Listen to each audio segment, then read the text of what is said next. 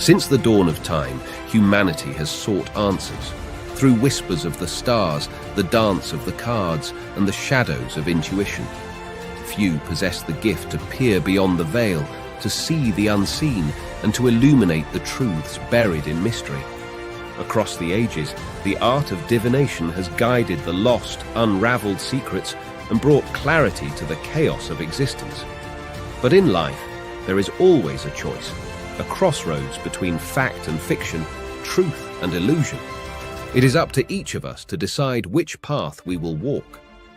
And now, we have reached this moment, a place where mystery and truth converge, where intuition meets investigation. Welcome to Seeing Crime. I am Lady Zelda. Let us begin.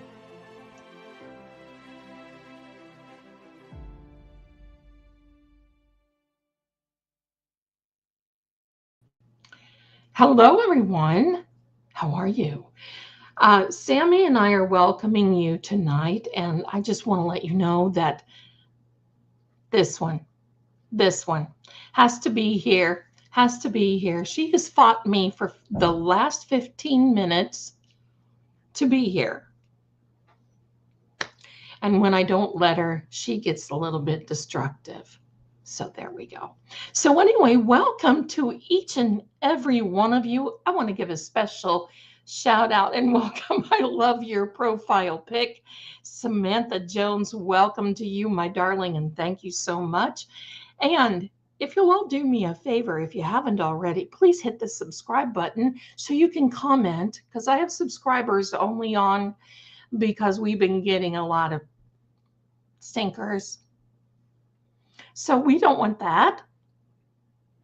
So anyway, please do that. And please, it's time to leave your DNA on the like button. That helps me. So please do that. We've got so much to talk about tonight.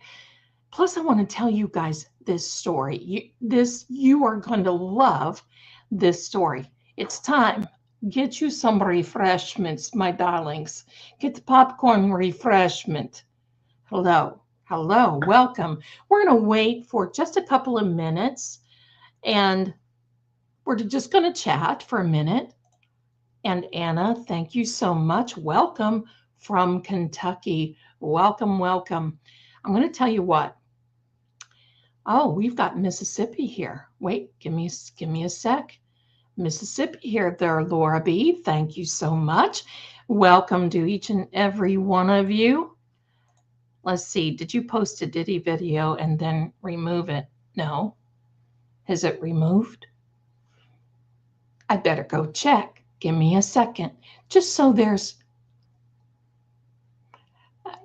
I ain't in trouble. Just so I'm not in trouble. Hi there. New Hampshire here. The red lipstick that I love.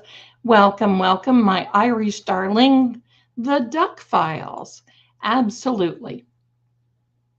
So welcome. Hello from Venice, Florida. And we also have, hi Jerry, hi.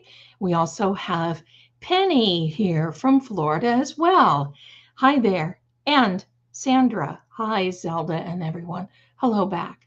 Give me a second. I better check on that. I don't want a violation. Oh, I was watching it. It disappeared. Couldn't find it again. The cards were not showing for the reading. Okay, we're going to check on that. Rhode Island here. I love these lives. Well, you know what, my darling? Sakina, I do too. I love having you here. And Samantha, my darling, is from Massachusetts. And Lisa is Cape Cod. Yeah, South Shore, Massachusetts. Welcome. And Nancy, Massachusetts as well. Very, very good. Now, give me a second because I want to check and see if we have a problem over on the other side. Because if we do, let me see. If we do, if not, no, my darling. It shows that it's still up. I don't know. Let me go look. Let me go look. I don't have any restrictions. I don't have anything. Maybe, darling, please try and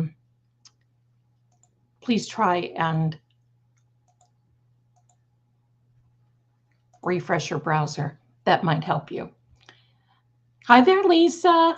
And Jerry is from Florida. Y'all are warm. I'm cold.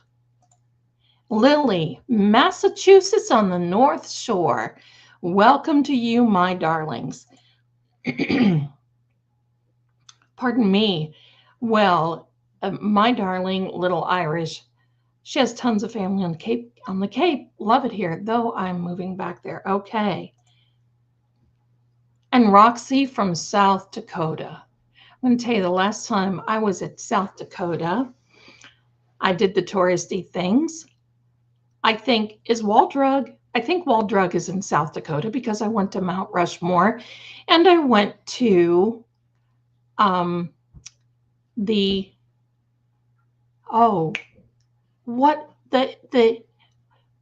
Indian. Okay, Wall Drug is there. And oh my gosh, I can't think of that name. The big statue with the horse that they're carving in the side of a mountain. Can't even think. I've lost my brain. Anyway, I visited that, and that was just really something to see. So I loved Wall Drug, and it's been so long ago. I was there when it was something like 28 degrees below zero. It was Crazy Horse. Thank you, Sandra. Crazy Horse. Well, my darlings, welcome. Come on in, welcome. For those of you who are new here, we go through crime cases. We talk about things. Just want to say, because we're going to be talking about some legal stuff tonight. I'm not a lawyer. I'm not a doctor. I'm not in law enforcement. Neither is Sam. Neither is any of the rest of the kitty cloud. You can see that I've got and I'm allergic to cats of all things. So hello. And so this is entertainment purposes only. Okay, so we got a lot to talk about. Before we get into story time, I want to talk to you about Karen Reed. Now, Karen Reed added this gentleman onto, you probably have seen it, but I'm going to show it to you anyway, because I think we need to see this. Here he is. Ladies and gentlemen, please meet the new gentleman that is on the defense team, the new attorney, Robert Alessi, or Alessi, I don't know. But anyway, he's a big shot. The first time I saw him, you know what I was thinking of? He reminds me of Charles Bronson, doesn't he? Reminds me of Charles Bronson. You know, the guy you in New York. He's from New York. The guy you in New York.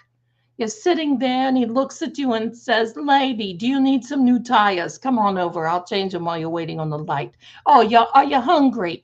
Go over there and have a red hot. We'll do it." You know, yeah. I mean, tough guy. He is a pharmacist. He is, well, I just got to say this. Meatball and Morrissey and Hanky Panky. You better get ready because the cavalry's coming. This guy, I mean, you may have to just rebuild the doorways because all of that energy needs to be able to slide through. Right, Sam? Right.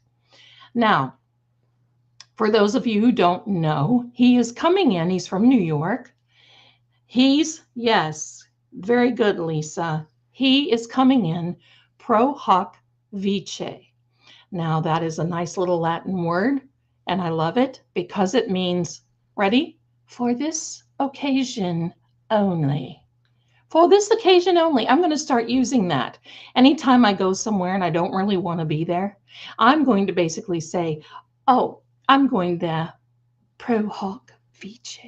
Yes, that means for this occasion only, and when I'm done, I'm done. But this guy, I'm going to tell you a little bit about him. He's, now, A.J. Jackson and David Iannetti are not leaving, although I do want to know where David Iannetti's sister is. But they're not leaving. They're parting the curtain and they're welcoming this gentleman. Why? Because he is an expert at experts. That means one of his specialties are cross-examination of experts. Doesn't that sound wonderful? And with the clown show 3-ring circus that the CW has of their experts, look out. That's all I got to say. That's all I got to. This guy is getting ready to part the Red Sea. I'm just going to tell you. He's a tough guy. So look out. So that is welcome to all of you who are coming in. I am very happy to have you here. Now, he is more than brilliant, but I'm also going to tell you this. There's a few little things here that I just want to talk about. It talks about, if you read this little article about him, this little dossier about him, couple of things. He's talking about the section, it's actually Title 42, Section 1983. It's the United States Code. It is basically a procedural code. Now, what is that? Well, first of all, it was rarely used before 1961, and then 1961 came, and look out. People are using this. What does it mean? It means it gives someone the right to sue the state government. It gives the people the right to sue any government employees or those who are acting, it's called under color of state law, but acting on behalf of the state government for civil rights violations. Don't you love that one? Don't you love that one? Oh, yes, hello. Now, I'm going to tell you what else he's into. He's a RICO lawyer. What is RICO? The Racketeer Influenced and Corrupt Organizations Act. Who really brought this in? Because it was a federal law passed in 1970s. The former mayor of New York, Rudy Giuliani, when the moment that this law was passed, he went to town on the mafiosa. And this literally you may as well forget about it. Most of those mafiosa guys went to the big house. I know one of them from the 1970s. He's turned his life around. He's all about God, Christ. I'm going to tell you, this guy should have been gone away. In fact, this is the same guy that was in the big house when the two Menendez brothers first went in there. Said they were the nicest people ever. But now Rudy Giuliani and him, they talk about things. They're not big buddies or friends, but they talk about things. But I'm going to tell you a little bit more about RICO. Now, remember, I'm not a lawyer. I'm just telling you a little something that I know. The purpose of a RICO Act is to eliminate any type of organized crime or racketeering from a legitimate organization or someplace that operates in interstate commerce. What does this entail? Fraud, extortion, money laundering, bribery, drug trafficking, get ready, moida, and kidnapping. Now, if you want to prosecute, the type and the variety of prosecutions for this Mafiosa, we've already talked about that. Mafiosa, street gangs. You're going to love it. It gets better. The cartels. Now, get ready, my darlings. You're going to love these last two. Corrupt police departments and corrupt politicians. We're not worthy. We're not worthy. You guys, oh my heck, you're gonna love this. We get to see this feller in action, most likely on the 26th, which is next Tuesday. Why? Well, because we have Dr. Russell coming in to talk about dog bites, aka Chloe. We've been talking a lot about Chloe too. Hi, True Crime Junkie, the OG. My first live with y'all. I'm a bit late catching up. Well, we love having you here. Thank you and welcome, welcome. And thank you all for subscribing. I know you are subscribers because you can't talk to me unless you are. Thank you very much. Don't forget to hit the like. He's gonna do more, my darling, than Lisa. He's gonna clean house. And then he's gonna make sure that he pulls up the dumpsters and he starts shoveling out the trash. That's exactly what this guy's gonna do. I'm telling you right now, meatball. Are you ready? Meatball and the hanky-panky. If you both are watching this, we're watching too. We can't help but love this. So you better start shaping up and flying, right? Or pack up and get the heck out of town because you're all going down. Thank you. Thank you. You know what I say. MAFO. Mess around and find out. Yes, indeed. Hello. He was, Haya, that's right. He was the big thing that's going to happen in November. That's right. That's right. Big shot. So I'm going to tell you, they don't have a chance. They didn't anyway.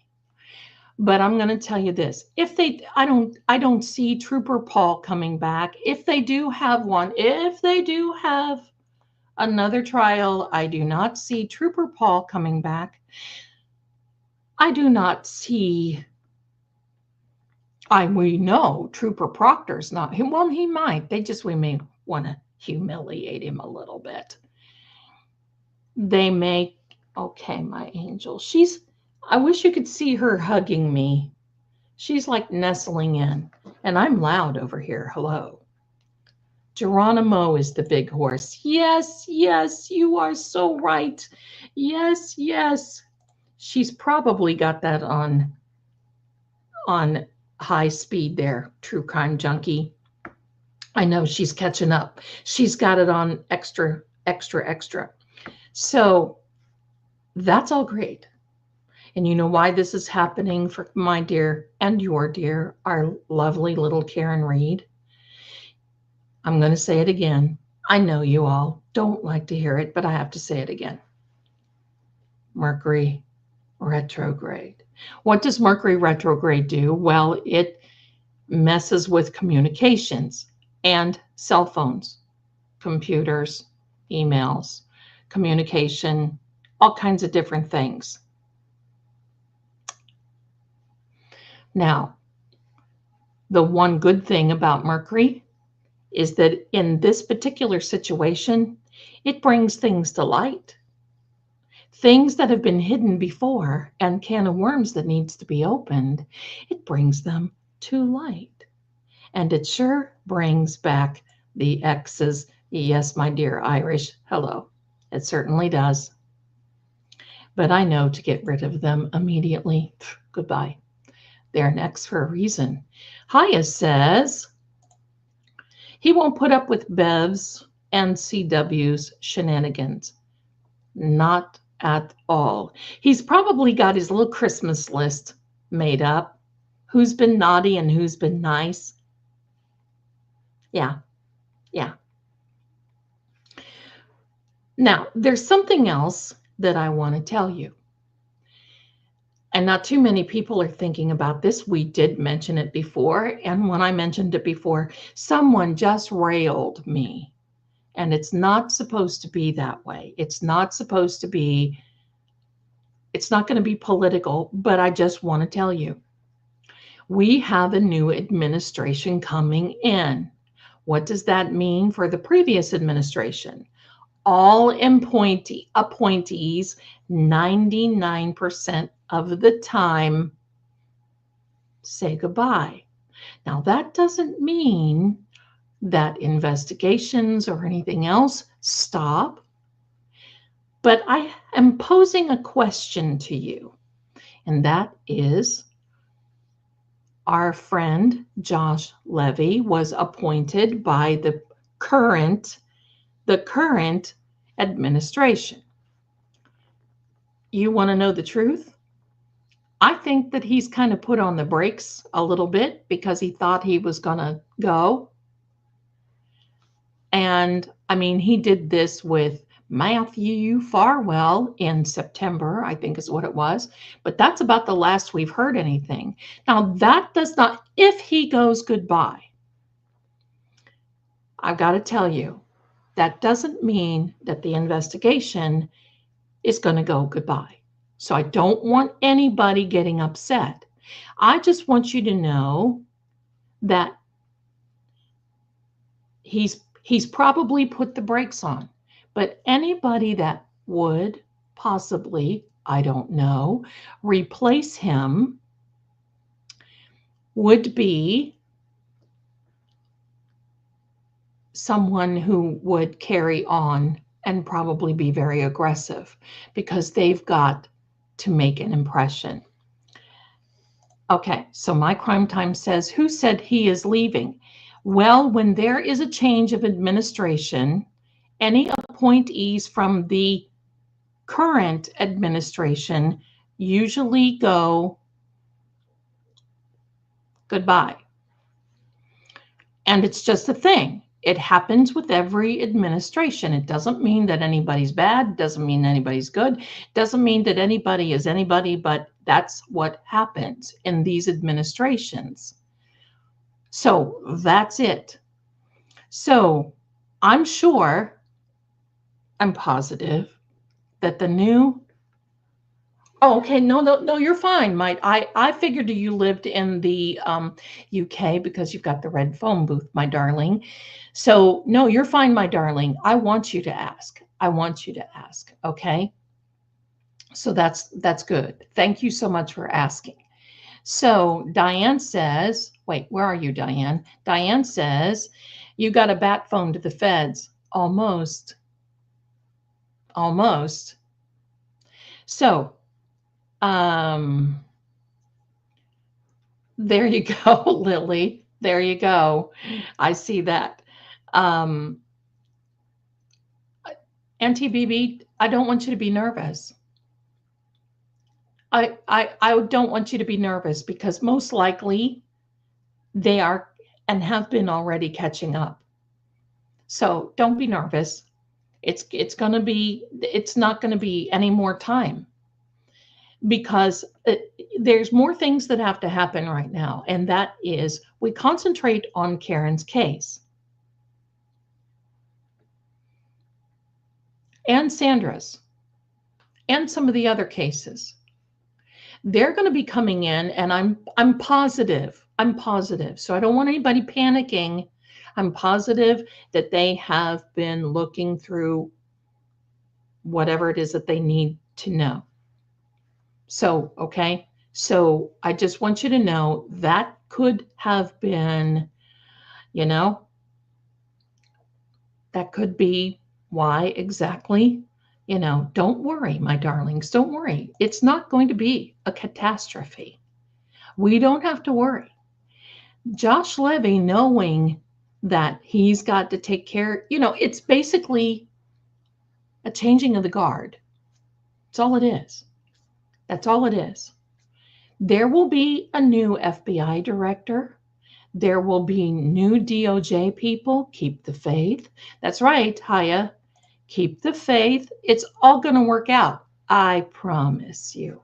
It's all going to work out. Then when the dust settles, then we can start letter writing. Then we can bring up, because I'm going to tell you what else. Some things need to be done in Delphi, Indiana. So, just so you know, I'm going to tell you this, my darling. We've been seeing big changes going to be coming here on this channel for quite some time. I believe this is it. My crime time, fingers crossed, the new person comes and sweeps the house clean. Honey, I'm going to tell you, not only do I feel that they will sweep the house clean, they will make sure that there ain't nothing coming back.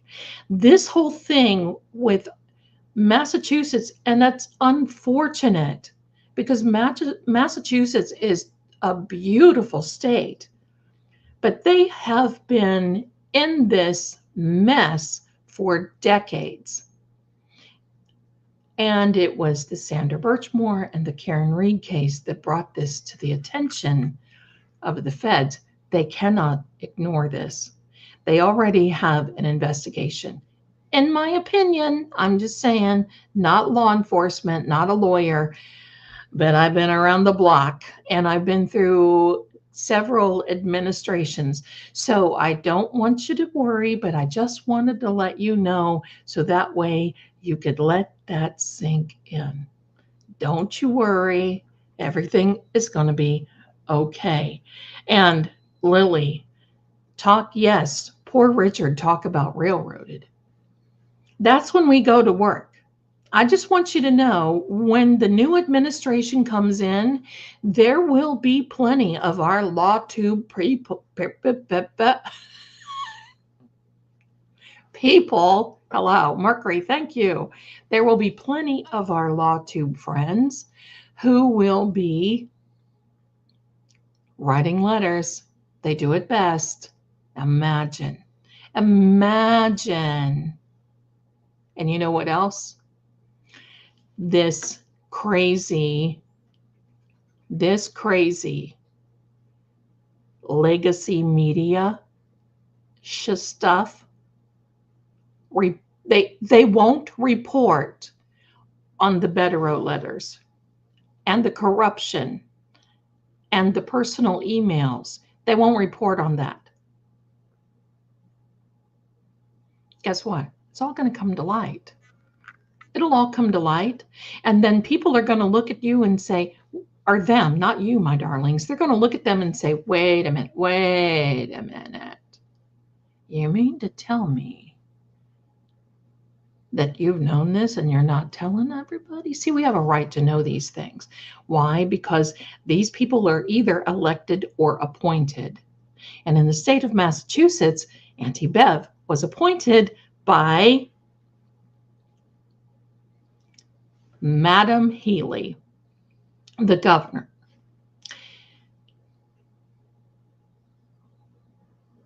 Now, I don't think Lily has a good point.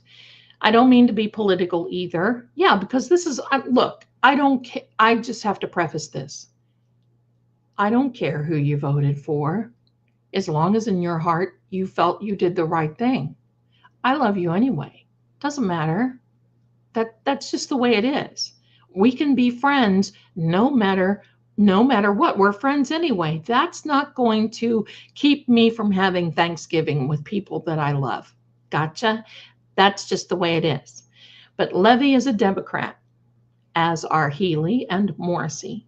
Perhaps they are told to stand down for the next U.S. attorney to come. I don't think that they would stand down. In fact, I think that they may have a little struggle with Healy. I think so. So let me see here. My Crime Time book that keeps coming up in your readings is the emails, in your opinion. It could be. It could be because it's communication and it is discovery. And I'm going to tell you what, the book of secrets that will be revealed. Absolutely, my darling. Absolutely. I can't wait to see Morrissey go, oh, I'm going to tell you. Because the one thing that we don't know about yet are the receivers of those emails that Morrissey sent from a private server. Now, if I were on the receiving end of one of those, and if I were a judge, I would be shaking like a leaf. I was going to say something else, but I'm going to, I would be shaking like a leaf. Because those judges are, I want to know about those judges. Did they call Meatball and basically say, hey, buddy, you can't be doing that? It's a Tully situation. Think about this. Let's think about this. Remember, it was up to Tully to tell Trooper Proctor that he needed to just basically, I don't like to say this, but shut up. Stop sending texts like this, you nasty boy. But he didn't do it. He said on the stand he did, but they found out he didn't do it. No, my honey, I'm going to tell you my crime time. The judges can't clear themselves like that. It's not that type of thing. He can't. And believe me, I know many of judges and attorneys who are in big houses for purposely screwing things up. It's one thing when you make a mistake. Okay, so maybe those things happen. But when you continue to keep digging over and over again, my darling Indigo, another MSP trooper is in trouble. Oh, God. Accused of inappropriate behaving during a traffic stop. What is wrong with these people? What is wrong with them?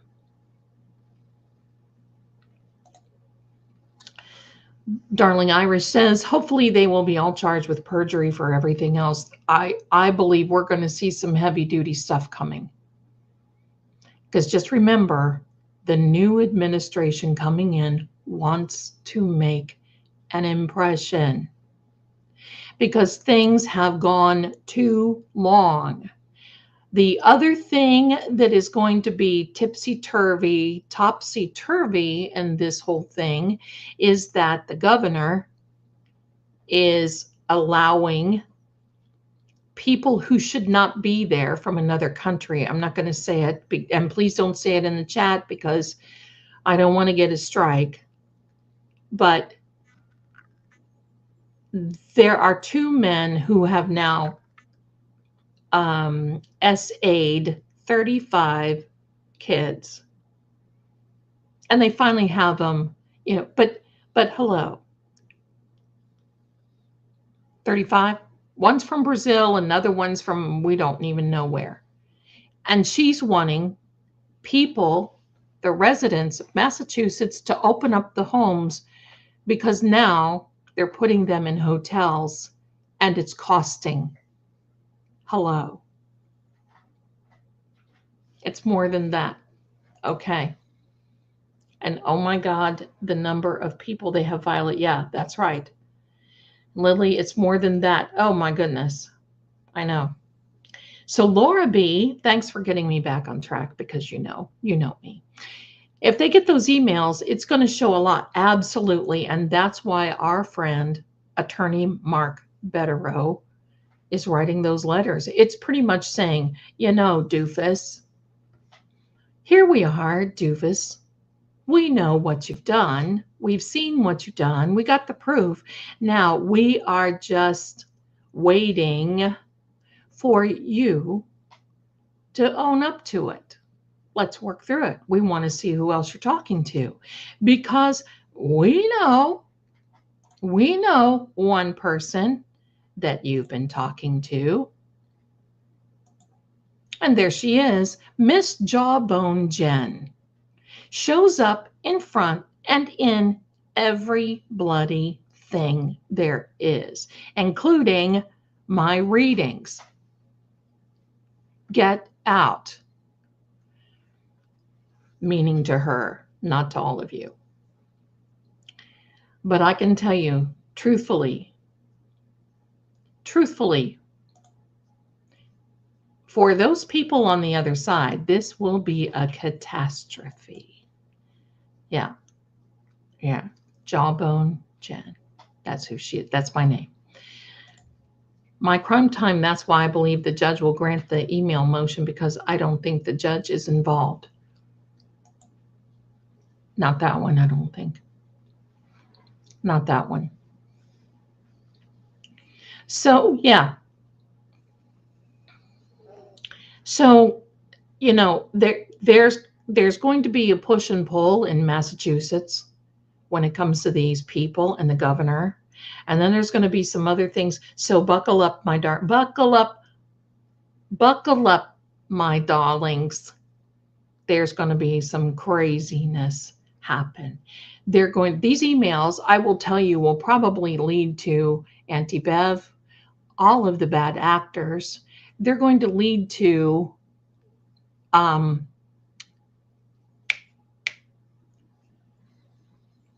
do I have to say it? There she is again. Jawbone Jen. Thanks. There's something, what is that? Something about the jawbone of an ass. It's biblical. Okay, so anyway, I have something I want to show you.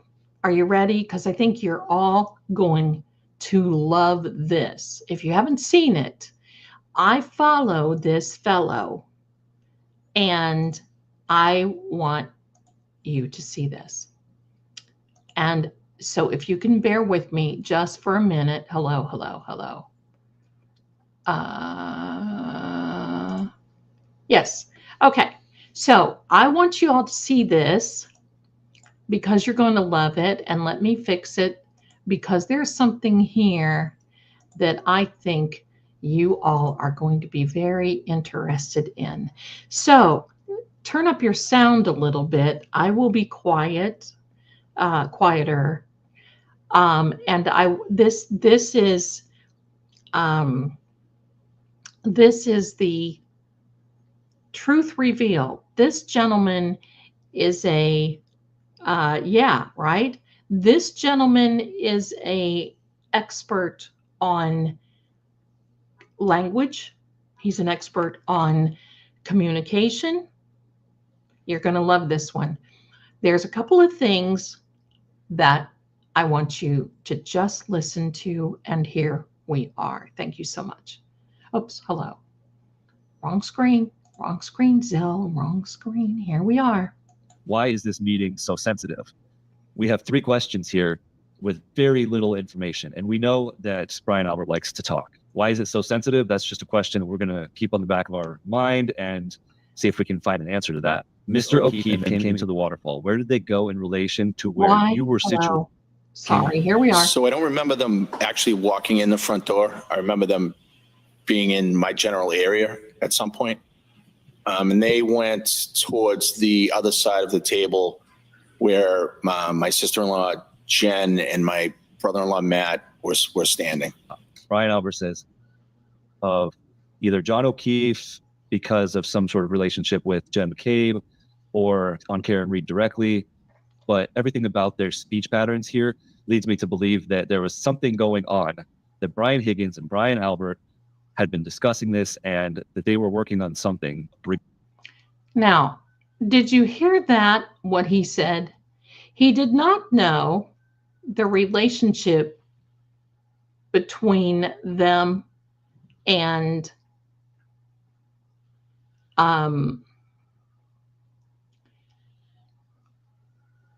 John O'Keefe, or between John O'Keefe and Jen. Did you hear that? He did not know, but he thinks there is something. Let's continue just for one moment. Here we are. Regarding John O'Keefe and Karen Reed. Now, why is this meeting so sensitive? We have 3 questions here with very little information. And we know that Brian Albert likes to talk. Why is it so sensitive? That's just a question we're going to keep on the back of our mind and see if we can find an answer to that. Mr. O'Keefe came to the waterfall. Where did they go in relation to where you were situated? So I don't remember them actually walking in the front door. I remember them being in my general area at some point. And they went towards the other side of the table where my sister-in-law, Jen, and my brother-in-law, Matt, were standing. Brian Albert says, so I don't remember them actually walking in the front door. Whenever he starts an answer with so, that's his way of leading into deception. So I don't remember them actually walking in the front door. That seems like a straightforward, truthful answer. When he says, I don't remember, that usually leads into something truthful for him. Okay. Then he says, I remember them being in my general area at some point, and they went towards the other side of the table where my sister-in-law, Jen, and my brother-in-law, Matt, were standing. Okay. We have a bunch of indicators in here. He says, my general area, that is too vague. It's unnecessarily vague for no reason and includes missing time. So at some point. Now, if he remembers that they came over, he has some idea of when. It could have been within the first 5 minutes or maybe 45 minutes after they got there and closer to leaving. He gives no indication to when. And the fact that he doesn't give you that information means he doesn't want you to have that information. That's something to keep in mind. That's called missing time. They went towards the other side of the table. Now this is where it gets interesting, where my sister-in-law, Jen, we have doubling up on the pronouns, but that's always sensitive. And it's right before he talks about his sister-in-law, Jen. Then he says, my brother-in-law, Matt, were standing. So the were is in regards to both his sister-in-law, Jen, and his brother-in-law, Matt, because we have the repeating words in front of Jen. These repeating words are also because of Jen. We have two indicators surrounding his sister-in-law, Jen. This is in regards to as John O'Keefe is approaching her. Why is Brian Albert so sensitive about John O'Keefe approaching Jen McCabe? Keep in mind, none of this has anything to do with Karen Reed. It's sensitive. Did you hear that? Why is he so sensitive about John O'Keefe approaching Jen, his sister-in-law?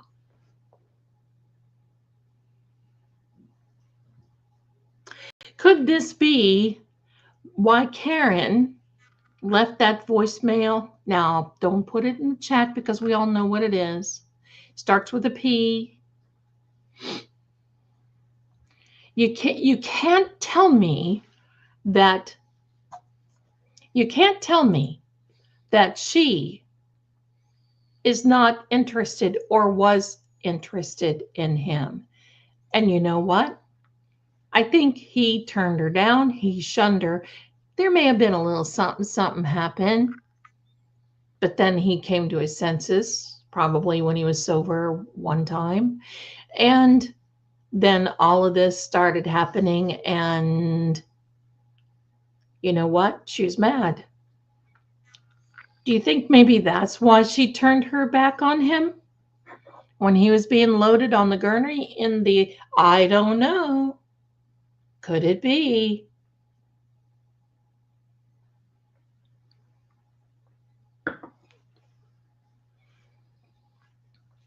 I don't know.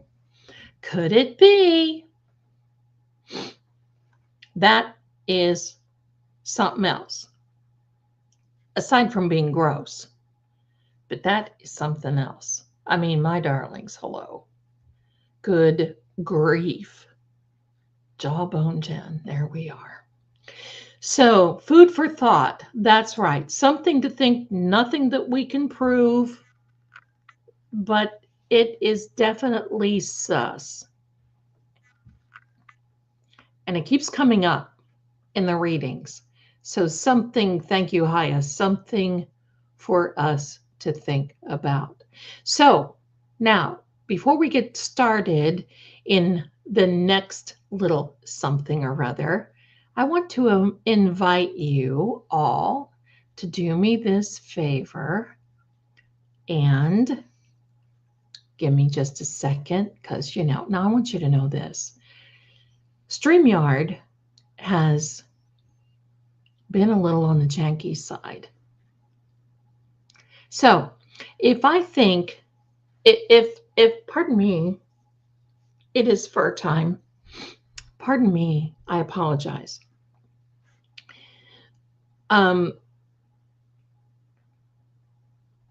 Anyway, my mind. Janky.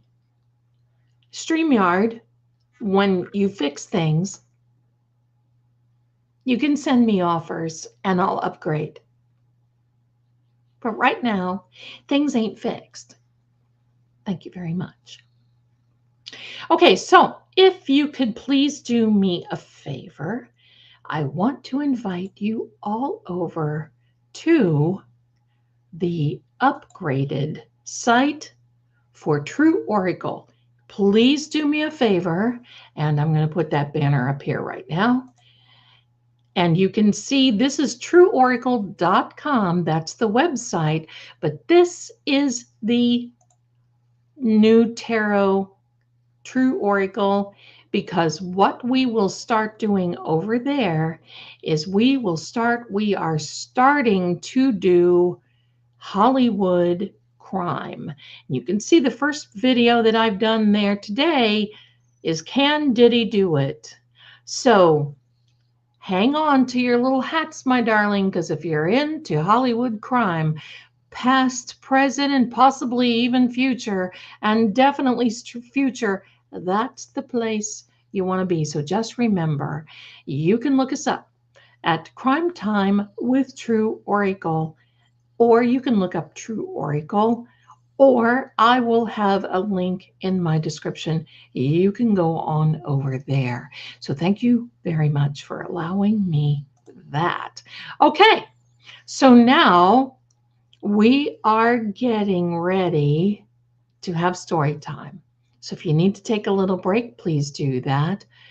I can't wait to tell you this story about the vampire, the phone call, and Being Lady Zelda right here. Wait, right here. Being Lady Zelda. That makes her Lady Sam, I guess. Thank you, Haya. Very, very good. Thank you. I appreciate it so much. And if you'll all do me a favor, please like the video. Please like it, because I love being here with you guys, and that just helps with the algorithm. And you know what? I want to tell you this. You don't have to subscribe.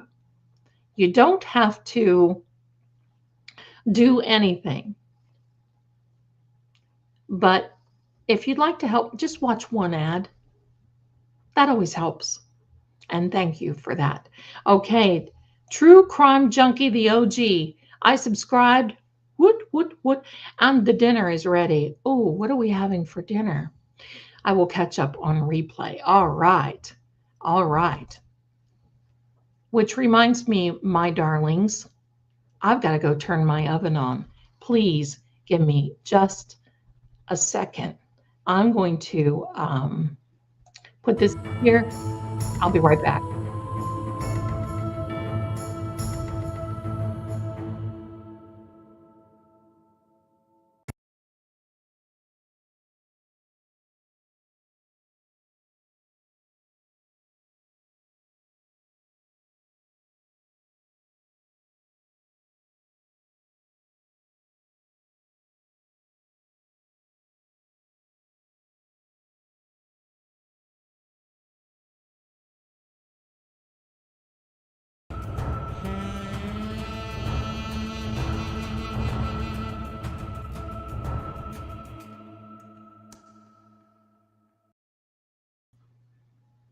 Thank you. Okay, there we go. I had to turn the oven on.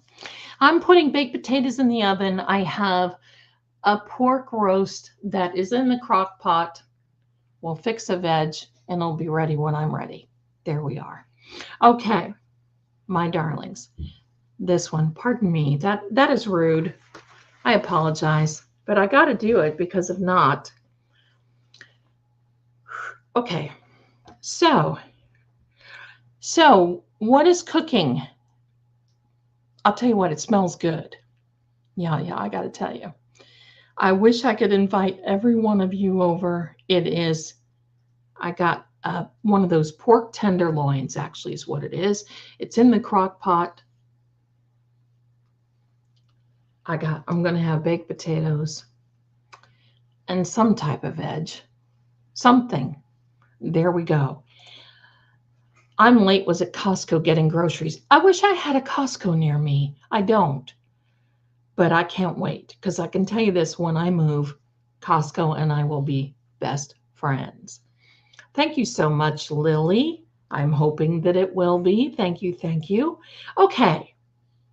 Now, who's ready for a little story? Okay, it's time for me to tell you this story. Please like the video. It helps me. All right. Thank you so much, my darlings. Now, I get distracted, just that Mercury, thank you. I get distracted because I love chatting and seeing each and every one of you chat. I love that. I love that. So here we are. Now, back in the day, and I think that I told you about this. Back in the day, when I worked for Psychic Friends Network, that was Dionne Warwick, I was living in Virginia in a home that my husband at the time, who was a Navy officer, and I bought, and it was a direct descendant from President Monroe. I think it was his granddaughter or something. And she and her husband built the house, and she was in her 90s when we bought it, in a home. She was a lovely one, and talk about stories. And she herself said it was haunted because back in the day, the former slaves dug out and built the basement in this home, if you can imagine. It was wonderful and lovely. Oh my goodness, it was just gorgeous. And of course, I hung out in Williamsburg, Virginia, which wasn't that far from me, a lot. But as soon as we bought it, my husband went off to sea for 6 months. I was working on the psychic line, so you know what? I didn't have any friends, didn't have any family in Virginia, didn't have anywhere. So you know what I did? I stayed signed in on the psychic line. Now, back then, we didn't have cell phones, didn't have internet, and couldn't have groceries delivered. I shopped at Harris Teeter. I love Harris Teeter. I shopped at Harris Teeter, and I would go out maybe once a week. I had a dog by the name of Skippy, who is absolutely wonderful. And time out. Auntie BB, hello. We have new memberships. There we are. Thank you for my darling. And look at all of you who have been gifted new members. 10. Auntie BB, you are the one. And this is for all of you who are new members. Welcome. Thank you. Welcome. Now, for all of you new members, race over after this is done. Race over to the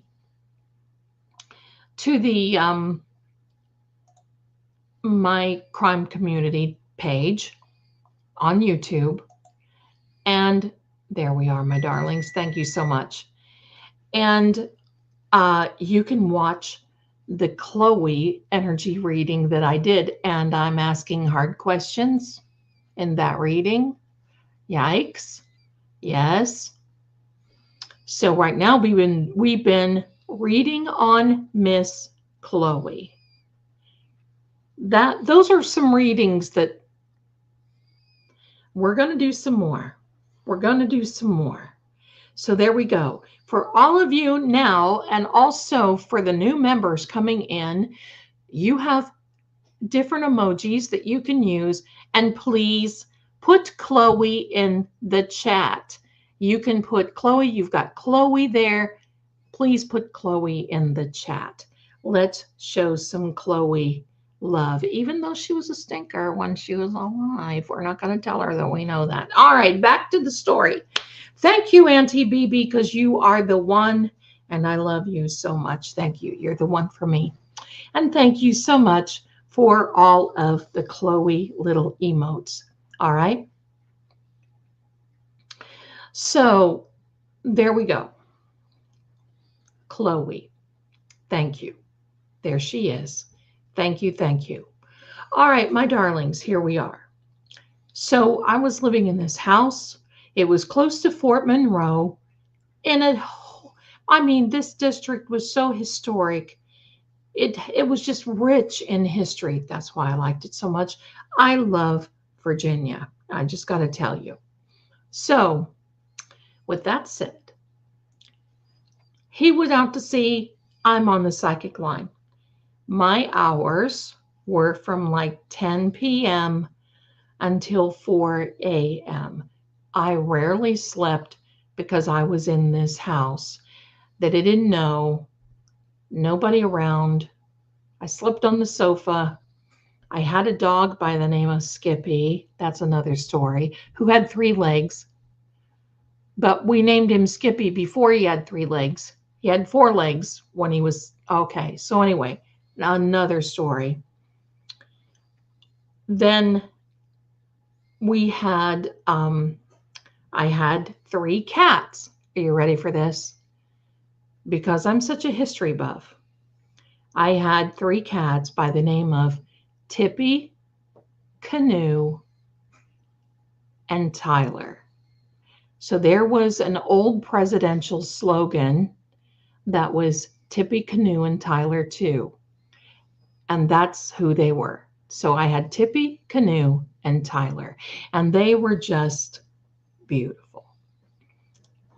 They're in heaven now. But anyway.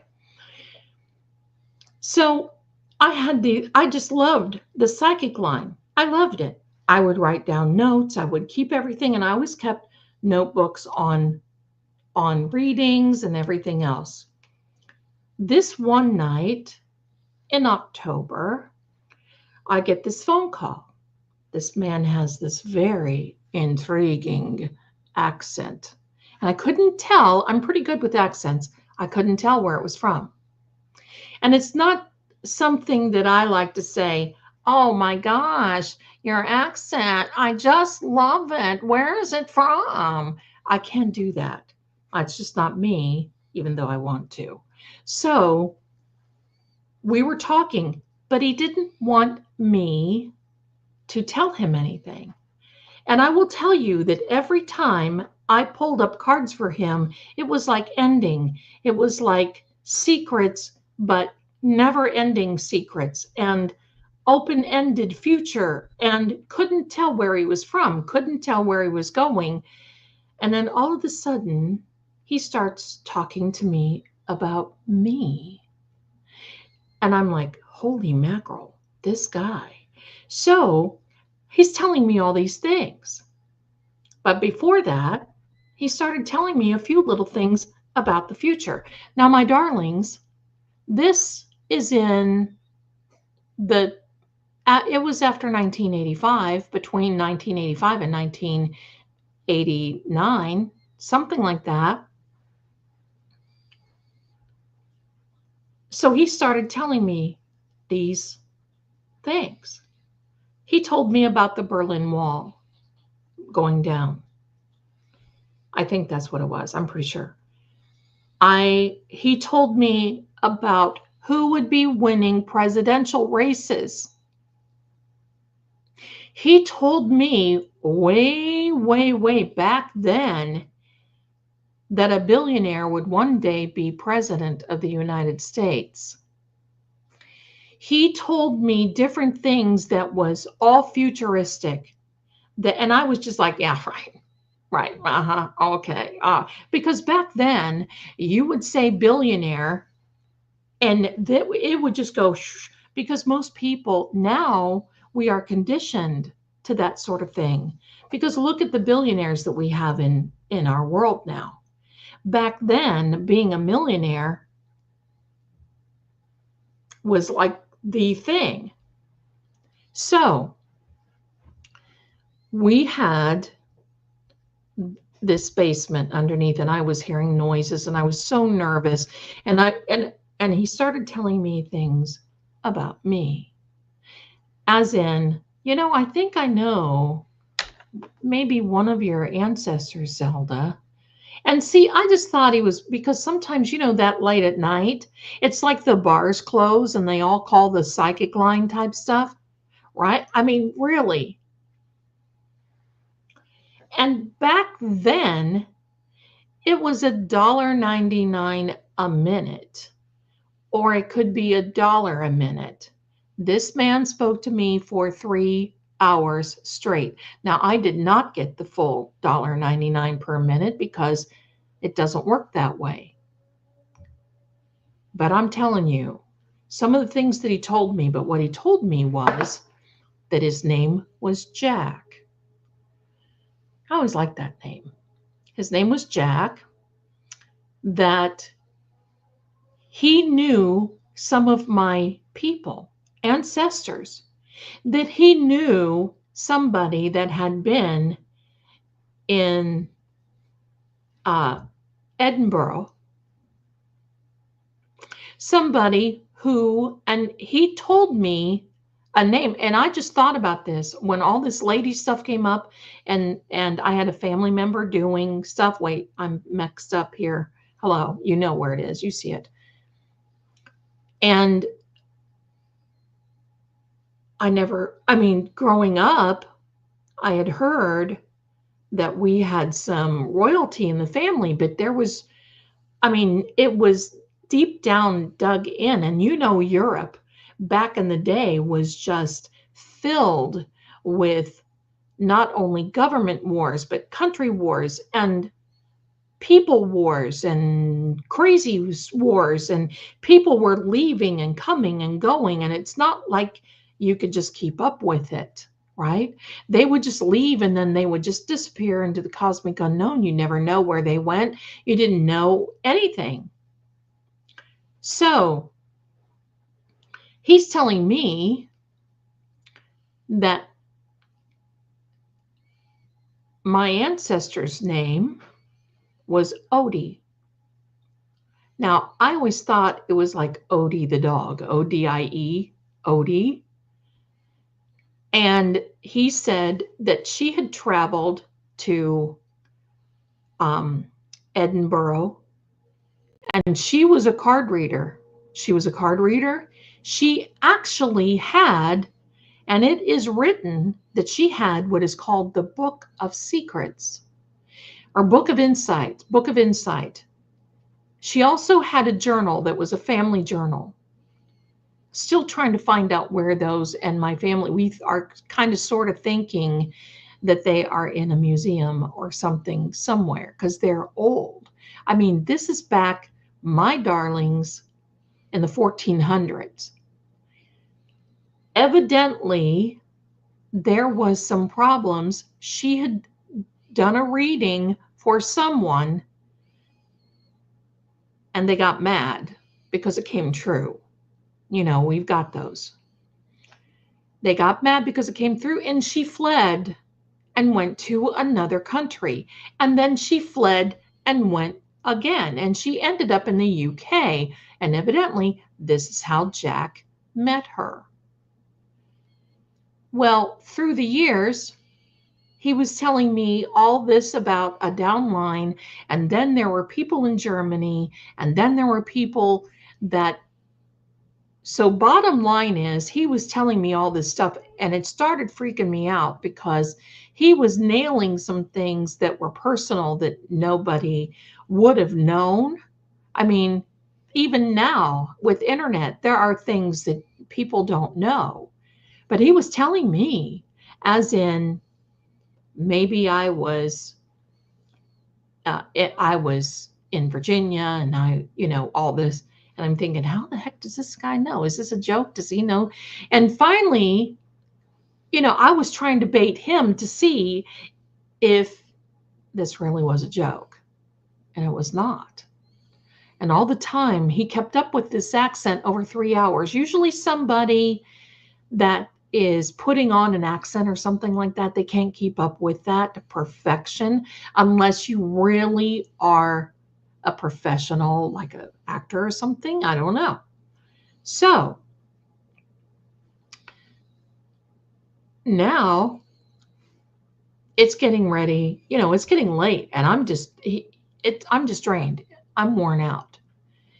And I'm freaked out. I couldn't hardly, I mean, it's like I couldn't hardly talk. And he told me, he said, Zelda, you are going to be known worldwide. You are going to be known. And I kept, back then we didn't have internet. And I'm thinking, how on earth? I mean, what, how is that possible? And my mind was just going crazy. And he was telling me, once again, all of these things going on. And he said, I will talk to you again someday. And I said, I would love that. I said, because even though you scare me half to death, I'm intrigued. So then he told me that he had been in New Orleans and that he had lived there from the 70s. And I asked him now we are not allowed. So if you ever call me on the psychic line, we're never allowed to ask where you are. I mean, sometimes, it just depends, but I'm not going to say, hey, where are you calling from and where your telephone number, because you don't do that. That's just not kosher. And we're not supposed to do it. Some do, but I don't. You keep the integrity of the call. And I don't tell where I'm located. I might say I'm in the South, but hello, we have a lot of territory in the South.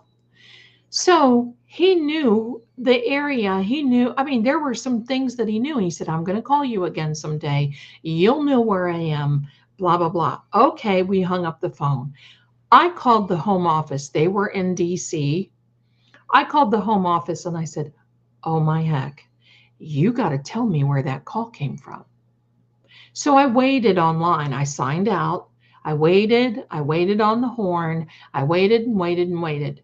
No call, no nothing, no nothing. And she finally comes back on the phone and she said, Zelda, we have a record of you being on the line for like 3 hours and 10 minutes and 48 seconds or something weird. And she said, we can't see where the call came from. I'm like, oh, please. Because I had been telling her that kind of like, and even back then they would record phone calls because there is sometimes a danger to this sort of thing. And they would record. They said they were listening to the phone call and it was nothing but static on his end. And I'm like, okay, well, I certainly didn't hear static. It was clear as a bell. So we hung up and I just was kind of freaked out because, there we have this basement that I could hear things going on in that basement constantly.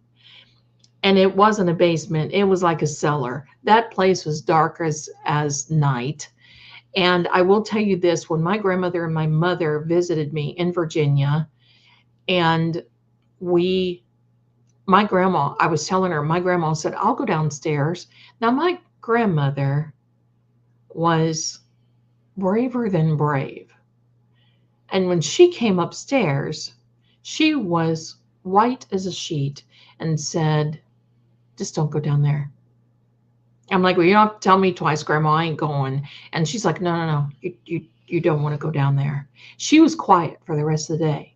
So that's how I knew not to mess.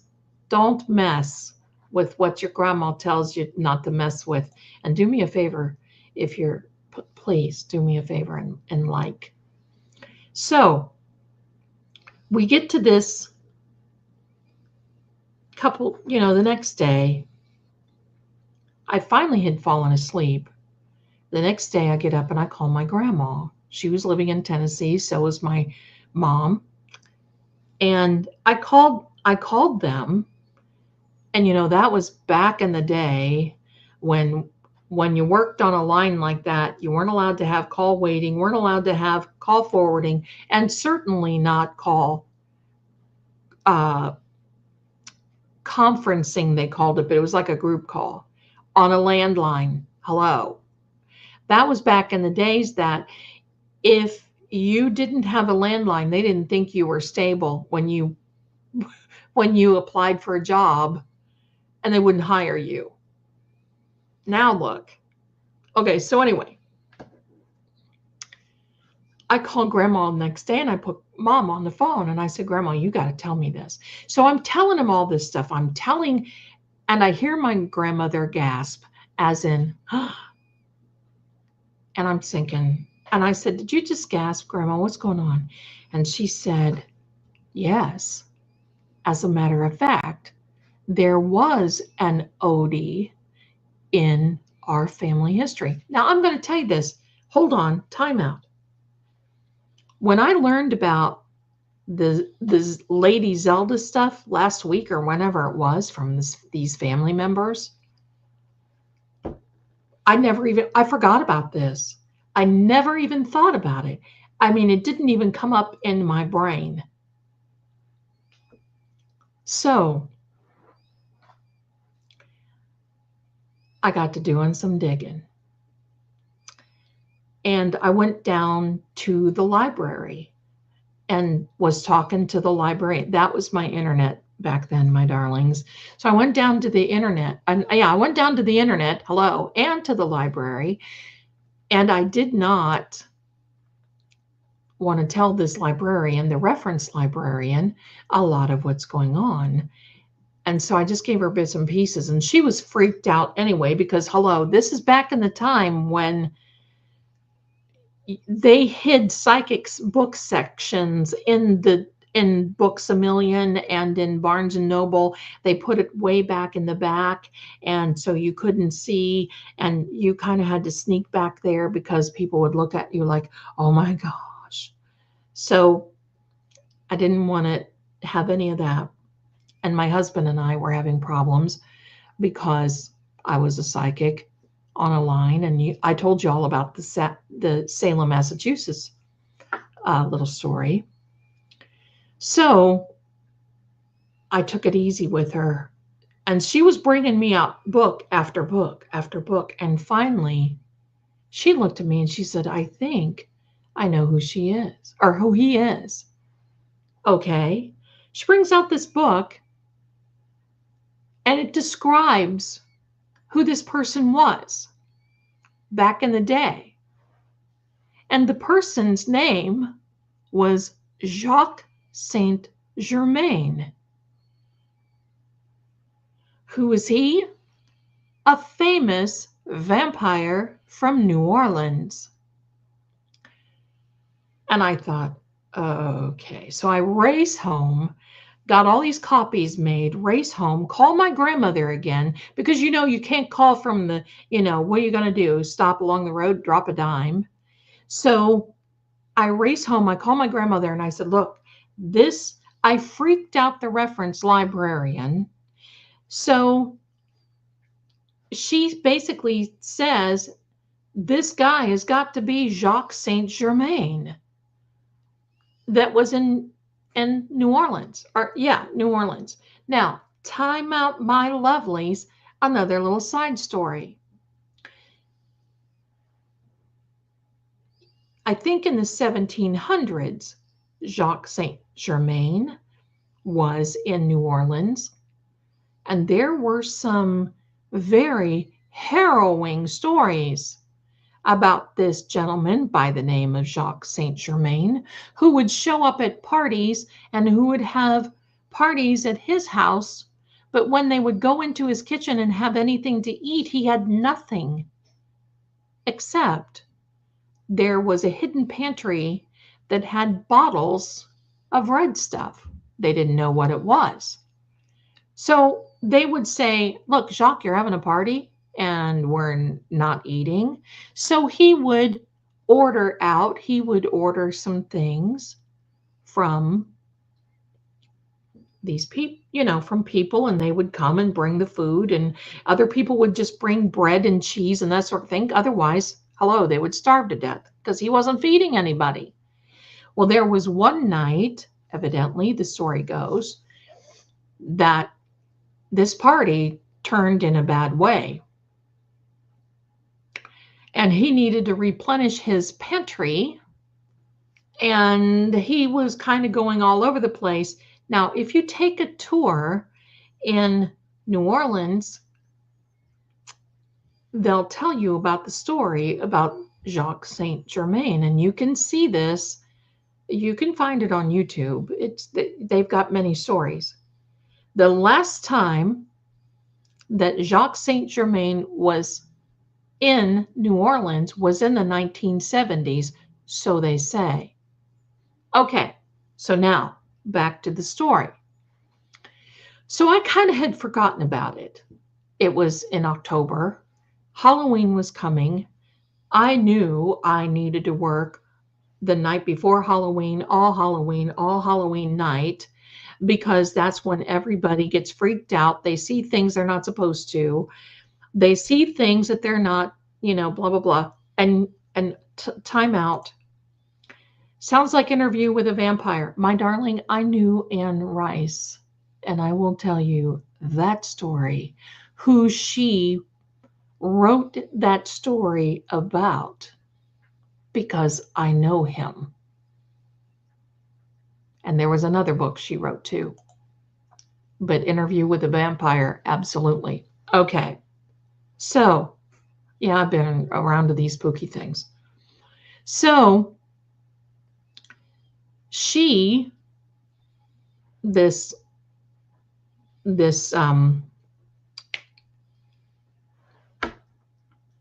librarian, thank you very much. This librarian calls me the next day, and she said, we found out some more things about this Jacques Saint Germain. I go racing down to the public library. I pick up this documentation. It is Halloween. And I'm thinking, okay, I got to get ready for Halloween.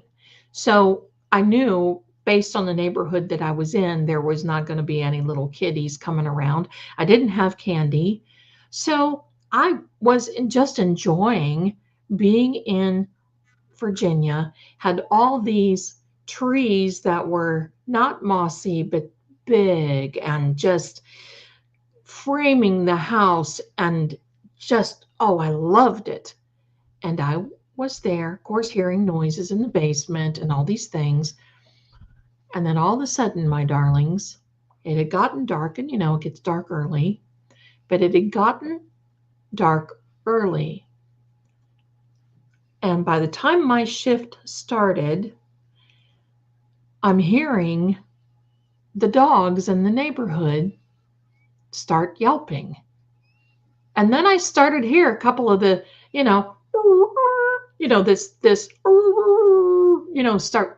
I'm sorry, Angel, I'm sorry. I know, I'm full, yes. So we start hearing these dogs. I start hearing, yes, me, Tippy Canoe, and Tyler too, starts hearing, and I woke up my baby doing the dog. Look at her. Look, she's like, Mommy, please get a life or rent one. Do not interrupt my sleep. I don't know if you can hear her sniffing. Oh, there she is. She's sniffing the microphone. So it starts getting weird. And it was like I opened my front door because I thought, well, maybe there's an accident. It's like the typical B movie where you say, don't open the door. I opened the front door. I didn't see anything. Everything was still as can be. Goodbye. Everything was still as can be. My darlings, it was just like a pin drop. I mean, no, time out. No, Lily, he didn't do any of that. But when that energy is coming around, yeah, it's an odd energy, and they have a certain smell to them, so it bothers them. So everything was so still and quiet. I mean, just quiet, but you could hear these dogs. Dogs, right, Lily? No, do not mess with animals or kids. And it was so quiet. and I was unnerved as could be. I ran around. I mean, I locked that basement door because there was an outside entrance. I locked the basement doors. I shoved some stuff up against the basement door. I got a kitchen utensil. It was about this long that you cut things with. And I'm walking around the home. I made sure that all of my doors and windows were locked, and especially the ones on the second floor. I just kind of, made me feel so weird. So I'm like, should I sign in? Should I sign in? And I'm thinking, oh yeah, come, Zelda, get a flippin' grip. Sign in. This is not Fright Night. Hello. Well, Fright Night wasn't on back then. Oh yes, it was. Fright Night had been out back then. And I'm thinking, this is not some, hello, just get a grip. So I signed in. The rest of the evening was okay.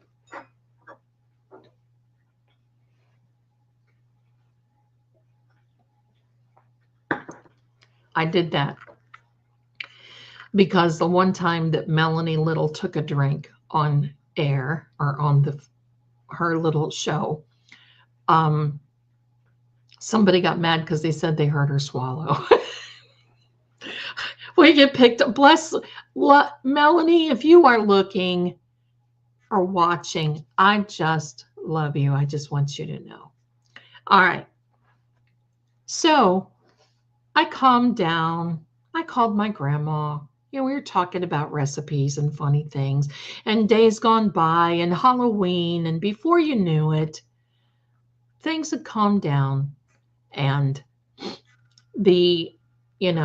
all this, right? It was Auntie BB, all this stuff, and quite frankly, I started getting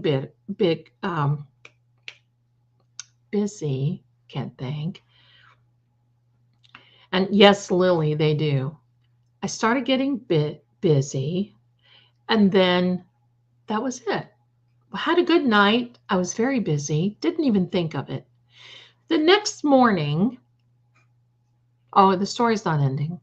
The next morning, I get up. I'm thinking, you know what? I need to go out and get the mail. I haven't got the mail for a couple of days. I need to go to Harris Teeter. Here we are. It's the end of October. I'm eating stuff out of the can because I'm just too lazy to cook, right? Have you just like, hello? I mean, put on the sweatshirt.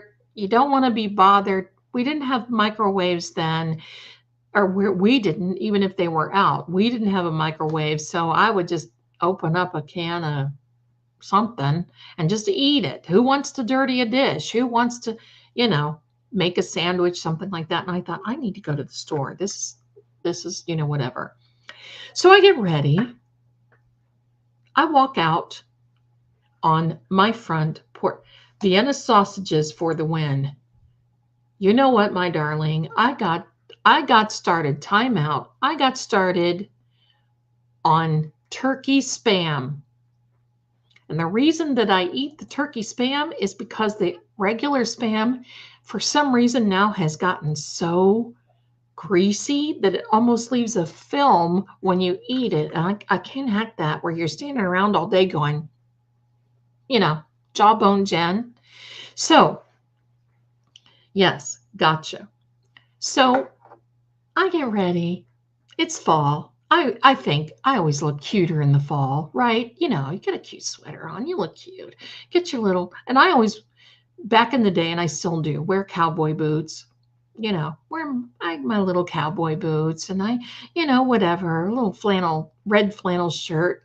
And I just looked adorable. Had a red ball cap on, I think. I thought I looked adorable. I walk out on the front porch. And now this is a historic home, so it wasn't just where you just walked out on the patio and then boom, there were steps. It was this nice, big, gracious, this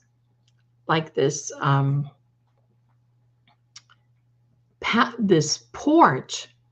And then there were steps that went down. So I turn around, lock the door, turn around, and there's a package on my porch. Now, the package was not delivered by the Postal Service. It was a package wrapped, it was about this big around, little box, was wrapped in like a grocery bag paper, like butcher paper is what it was, butcher paper. And it just had my name on it, Zelda. So I'm thinking, what in the name of all that's holy is in this box? And do I open it or do I just kick it to the curb? Well, my curiosity would not allow me to do anything but to open it. I opened it. And there's all this nice little, how do I want to say? This nice little paper around it, like tissue paper. It's pretty. And my darlings, I'm going to tell you what was in that box. There was a set of plastic vampire teeth. You know, the ones you get at the drugstore, at the Walmart or whatever, and you wear it for Halloween.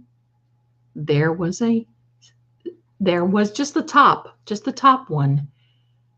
And on it was scratched a heart and then Love J. I dropped that box and I ain't kidding.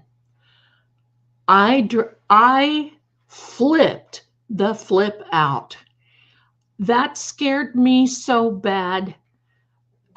I just was frozen. I stood there and I thought, oh my heck. So I ran out, I got the mail. And thank God my psychic check was in the mail because I didn't want to wait for it and didn't want it sitting in the mailbox.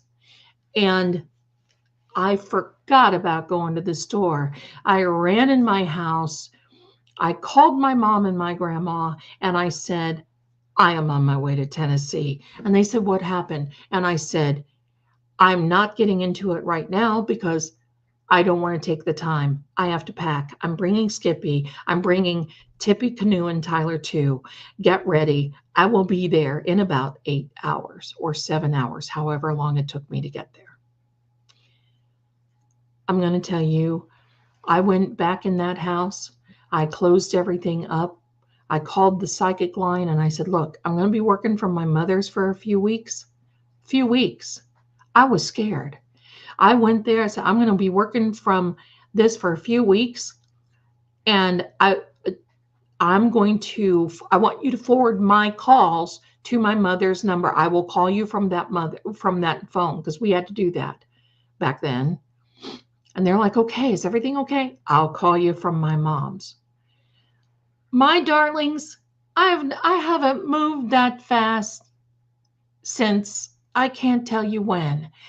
I went in that house and I beat it. I mean, I packed. I threw it in high gear. There was absolutely no way I was going to stay there another night. I was scared to flippin' death. This guy, supposedly a vampire, leaves a pair of teeth on my porch. It says, Heart, Love, J. What? So I get packed. I get the kitties in the carrier. I get all their food balls, everything else. I get a litter box. I take Skippy out. He's hopping around in the front yard. And I'm like, oh my heck. I'm not going to get stabbed. All I could think about, you know what I could think about? Barnabas Collins on Dark Shadows.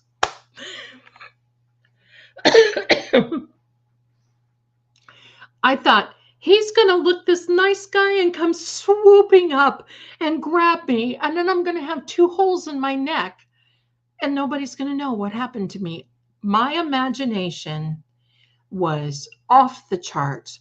It was Skippy got done doing his thing. I looked up at the house and said, take care of yourself.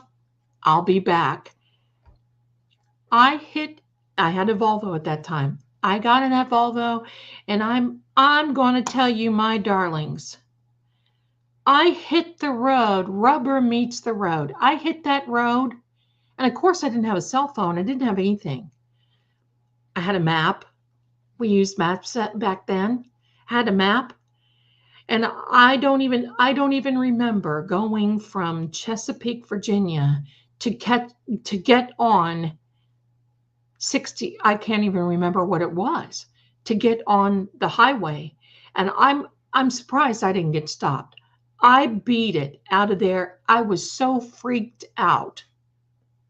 So I just finally calmed down. I pulled up at my mother's. My grandmother's there, and they're wondering, what in the name of Jesus, Mary, and Joseph is going on? I'm by this time hysterical when I see them. I land, I mean, I'm hugging them, and they're like, my gosh, what is happening? I tell them their eyes are as big as sockets. And my mom is like, oh my heck, you can stay here as long as you want to. I was there. I was there. And finally I calmed down. And of course, now this was in Gatlinburg, Tennessee. So there was plenty of things to do. We went out to eat, plenty of things to do. And I was making good money on the psychic line back then. Plus my husband would get paid and send money back to me. So I just had to make sure that the bills were paid at the house. And I told the neighbor that I was going. So she was, making sure that everything was going on. I'm not kidding. The panic that I felt. Okay. So now, fast forward. Forgotten all about that. Right? Forgot all about it. This year, just a few months ago, I got a call. Now, I don't have a landline. The call came in on my cell phone. And the moment that I said, hello, I hear this voice. It says, hello, Zelda. How are you? I dropped the phone. Now, this was probably, I told Marie about it. I told some of my girlfriends about it. This was probably, oh gosh, it maybe had to be at least 6, 7, maybe 8 months ago. It was probably in the first 3 months of this year. I heard this, hello, Zelda, how are you? I'm just checking in with you. I couldn't talk. He said, I just want to tell you a few things. He told me that Trump was going to win the election. He told me that there was going to be an attempt on his life 3 times. He told me all of these things.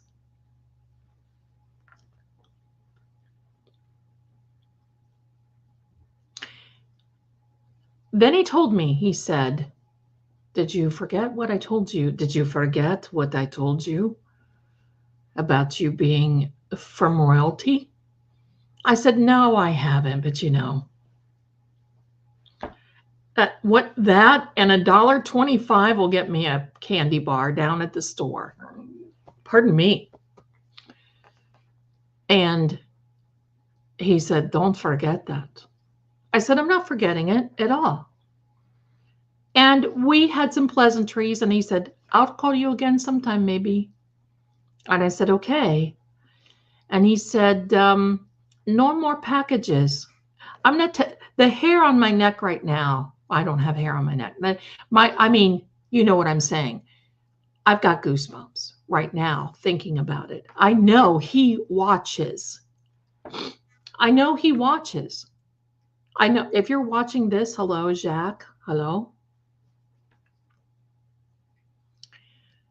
I don't know. Is this Jacques Saint Germain? I'm going to tell you, my darlings, I don't know. I don't know. I don't know.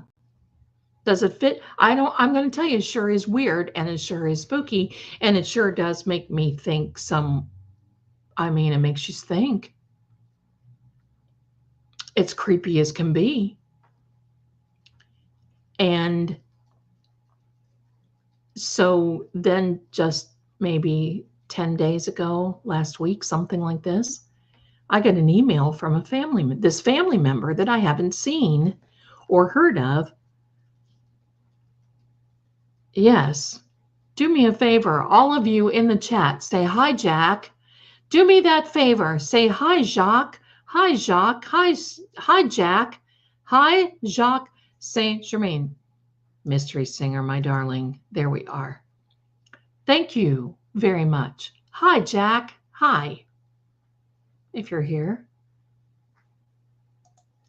So, a lot of the things that he told me came true. Politically, personally,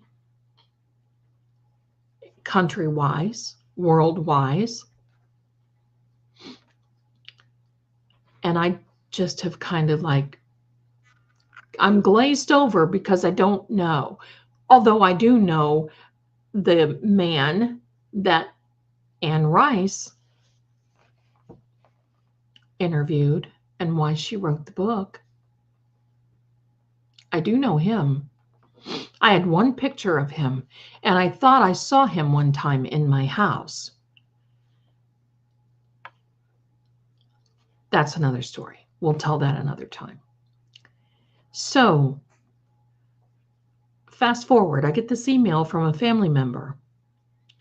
And the family member is like, oh, hi, we haven't seen you since Dad's funeral, and we're hoping that you're okay, hoping this and that, we're doing okay, and all these other things. And he and his wife, now, his wife can't take what I do. And I understand that. She's an extreme Christian, but I'm glad she's a believer, so no judgment.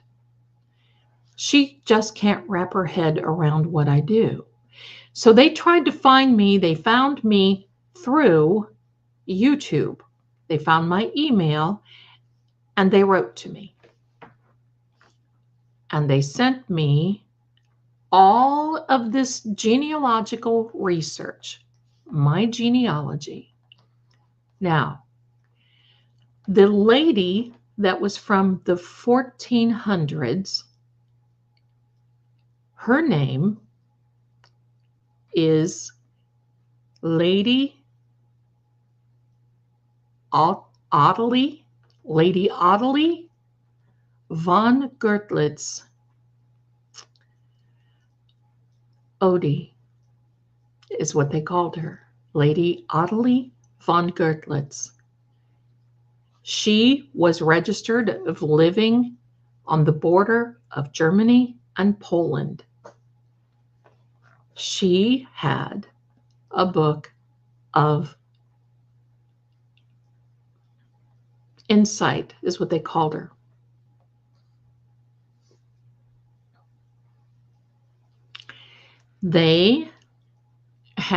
She had a sister whose name was Freifrau, which is the same as a baroness in Germany. Her name was Freifrau Anneliese. Anneliese was into natural medicine. Now this was back in the mid to late 1400s. She was into natural medicine. She was into the herbology type stuff and healing and natural healings and all of this sort of thing. And so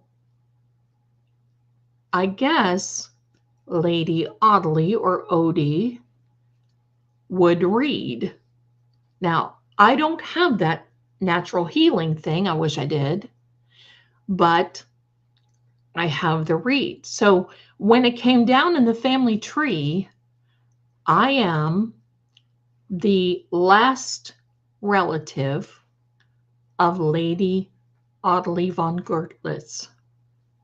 That's what makes me Lady Zelda Kelly von Gertlitz. That and $1.25. But do I think it is cool as can be? Absolutely, I certainly do. And one of these days, I will make a trip to Gertlitz, and I will try to find if there is a museum that has these books. Supposedly, they are leather bound. The books are the Book of Insight, and then there is a book of like family, like a journal. There's a family journal there. But as this comes down the road, down the tree, my father, who was a twin, it tells about then in the 1500s, 1600s, how and it tells this crossing between Scotland and Edinburgh, and it tells all of these different things and about these people, where they went and where they were going. And finally, in the 1700s, someone who was that part of the family tree came over from Europe into Pennsylvania, and it's Butler, Pennsylvania. And you know what happened in Butler, Pennsylvania. I can't make this stuff up. So they're from Butler, Pennsylvania, and then they went from Pennsylvania to Ohio, where I was born. And that is the story of the vampire, the phone call, and Being Lady Zelda. Now, do I expect another call from him? I hope so. I hope so. Because I'll be ready. And if you're watching this, Jack, I'm finally not so freaked out. So I wanted to share all that with you guys because that whole thing, I mean, that, you know what, that literally should be a movie, really, quite frankly. But you can see there is, I mean, and my family members found the family crest. They found, I mean, just all kinds of things. And, you know, well, and you see here, look whose picture is back here above the fireplace. But this family member, through AI, put in all of the description of Lady Ottilie and Frau Annalise. And the AI came up with these pictures that I put in the community post. It's not really them, but it just looks as cool. And that's the one picture that is in my intro, is the picture, the AI picture of Lady Ottilie, or Lady Odie, as Jack said she was.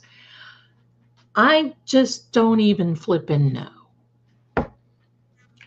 I mean, I have so many questions that probably I will never be able to answer, but oh, hold the phones, my darlings. Hold the phones. Last year, pardon me.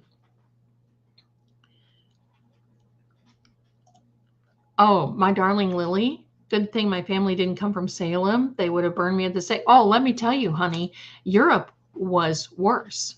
That's why Lady Ottilie was bouncing around all over the place with her sister, because her sister, Frau Annalise, was the healer who was healing with herbs and all natural healing and all that other. They called her a witch. That's why they had to bounce around and go all to these different places all the time. Wild, huh? Yeah, it's a bloody good thing that I'm not.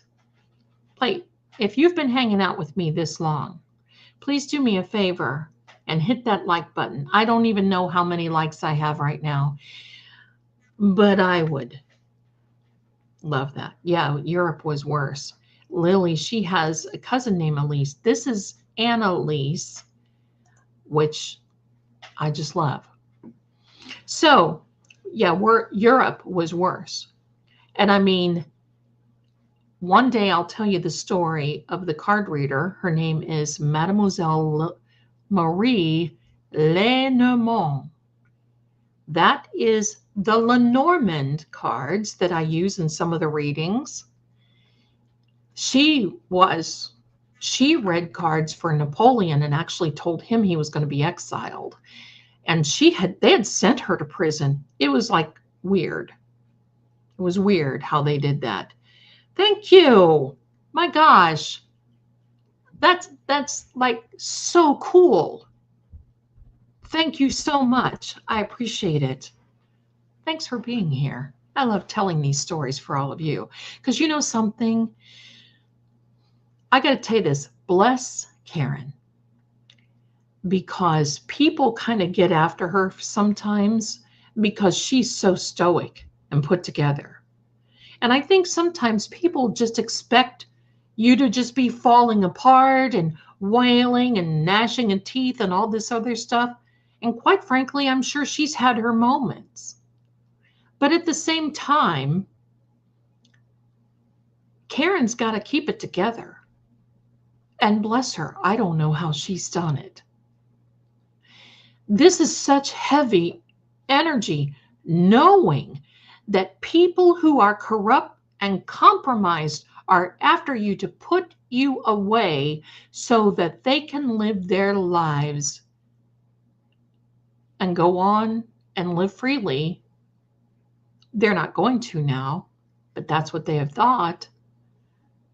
I tell you, I have to give her kudos, because there's absolutely no way. People get mad. Oh, she should be crying. She should be sorry. Listen, when you're in the middle of muck and mire and mayhem, it is no time to be female. Get me? We don't have time to be female when you've got something you need. That comes later. That can come later.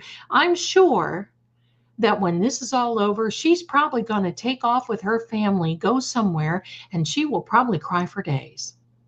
And bless her. So what I was going to say is, I love to tell you all about these stories because I just love it. And because you know what, I'm going to tell you, this true crimes genre can really get to you when you're in this and you start seeing all these people and the evil that they are capable of committing. Hey, give me the vampires any day. Give me the vampires, give me the werewolves, give me any of that all day long. To face people that have so much evil. Oops, pardon me. That was by mistake. To face people that have so much evil, that have plotted and connived against you. And yet,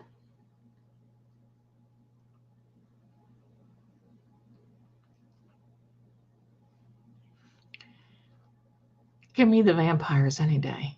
It gets to me. And I have to tell you, that's why I love it when I'm spending this time with you, and we can talk about these things and we can vent about how these people are. But I read a lot of cards offline.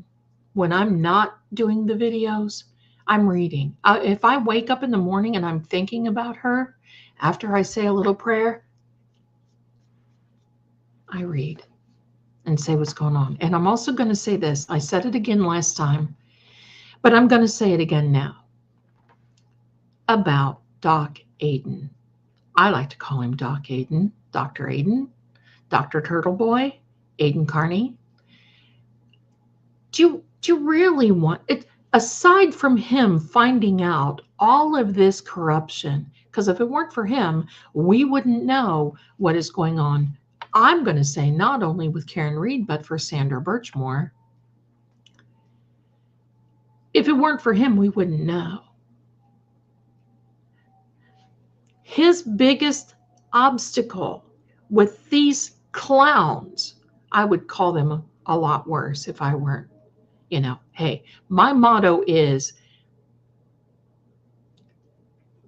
be like a lady, act like a boss. So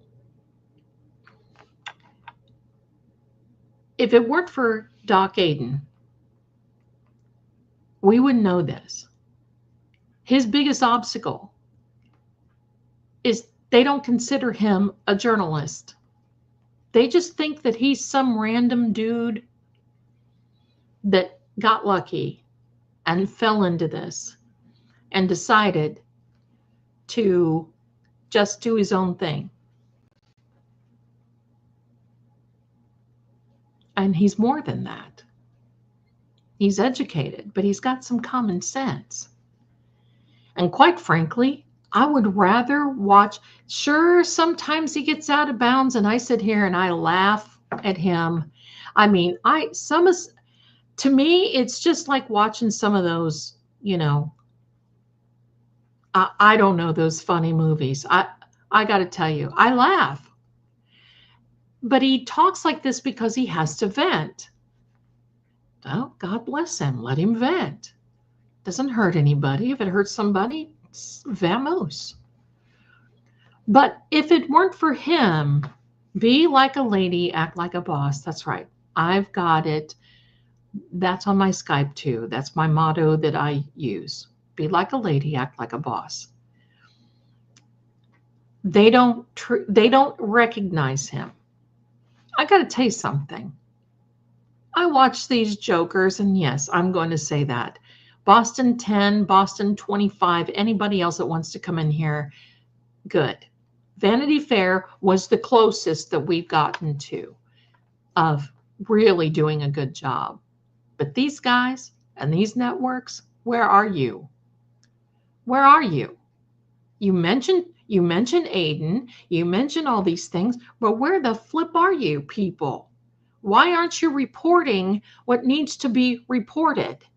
As in these corrupt emails coming from Meatball, the corruption, the compromise. It's not that Karen doesn't have any faith in her legal team. She's now spending more money, and I'm sure she's headed up to 7 million, if not more, in legal fees.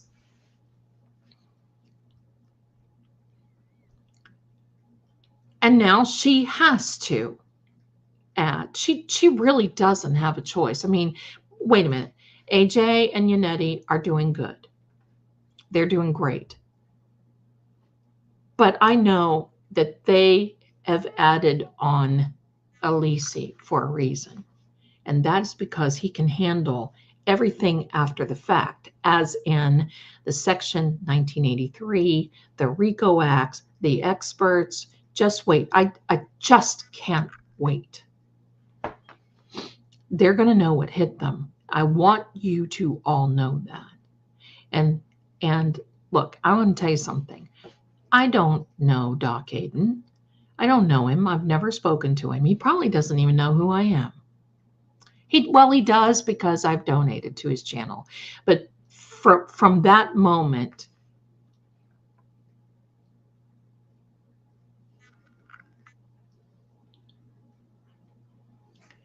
so I'm just going to say, I know there's been a little bit of turmoil. Just keep your head high, keep your chin high. Don't say anything. Just go about your business, because you've got, all of you are using your noodles. You know what direction, you know the difference. We all are born with this little switch on the inside of us that tells us the difference between right and wrong.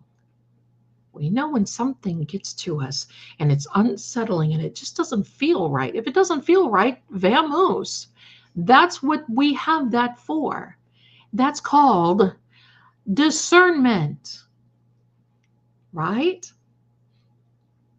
So that's why I love to come and tell you, because sometimes we've just got to get our minds off things. We have to smile. We have to laugh. We have to think about some other things. We have to go in a different direction sometimes just so we can feel like we're resetting. Now, we're not going to fly over to Doc Aiden's. We're not going to fly over to Doc Aiden's tonight because, like I said, he's not having a live tonight. It's tomorrow night. But I can tell you what, they're not done. Attorney Betterow, ooh, they have some really hot, more stuff that they're going to bring out. Don't we know it? Hello. And I'm here for it. I know you all are too. I just can't wait. Can you? I sure can't. So please do me a favor. If you would like to shop or get a video reading with me, you know, I teach playing cards and tarot cards. I wrote some very, I think, good books with my meanings. But you can go over here if you follow this True Oracle, and also head on over to Patreon. I'm going to be putting some more things on there. And don't forget to subscribe to the True Oracle. It's now It's now crime time with True Oracle. I'm going to be putting some more things. Oh, yeah. But you know what? You know what, Haya? November is not over yet. It ain't over yet. I'm looking forward to this whole thing on the 26th. I want to see Robert Alisi. I want to see Robert Alisi in action. Baby, I'm going to be sitting there mowing down the popcorn. Anybody in your family ever say mowing? That's my family's way of saying we shove it in. Do you want a shovel? It's mowing something down. So I will be there taking all this in. And you know what? Maybe, just maybe, if Jack calls again, I'm going to say, hey, Jack, can you do me a favor? Can you tell me how Karen's doing in the future? Can you tell me about all that in the future? Can you tell me where you think we're going in the future? Because you know what? We all want to know. So, and Iris says, starving like Marvin. Yeah, baby. Now, see, the area that I came from, when somebody sees somebody, it's Jeet. Jeet. That translates into, did you eat? Jeet.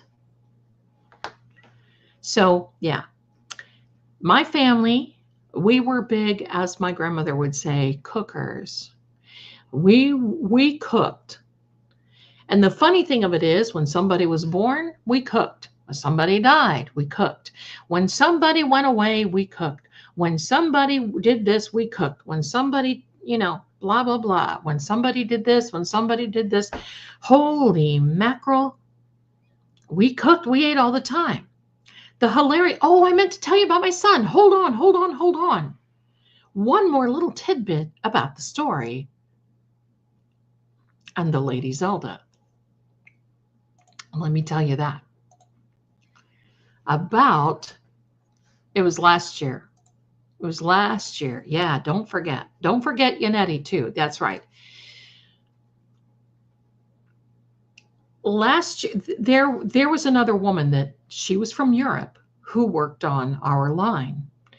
And my son, you know, because I will read for my son, but you know, sometimes you just need a different perspective because we're too close, and you know, he doesn't want that mom thing, and I don't want that mom thing. If he needs to know something, then he should be finding something out on his own. That's the way it is. So he asked her for a reading. And you know what she said? There is a woman who is related to you through your mom who comes through. She has a blue dress on. Pardon me. She has a blue dress on. She was a reader, and she's looking at you. And I mean, she went on this reading thing like she was describing, and she said, there is some royalty there, but she was from a few centuries ago. Now, that's before we even knew about Lady Ottilie or Odie. It's before we even knew any of that sort of thing. So my son's getting a reading from this that I never spoke. I never told her anything about Jacques. Nothing. Never. Now, I will tell you this. One of these centuries, after I get moved and I get settled in, because I'm just going to wait until after the first of the year, and probably not, if not January, February, because it's cold. I don't want to be moving in the cold, but I'm going to take you all with me. And I want to design a room just like this, because I designed this one. And Yantu, oh, I get it. Yeah, yes, I misread that. No, I mean Jeet yet. Yantu. That's right, Irish. That's right, my darling. I love those red lipsticks. All right. So, I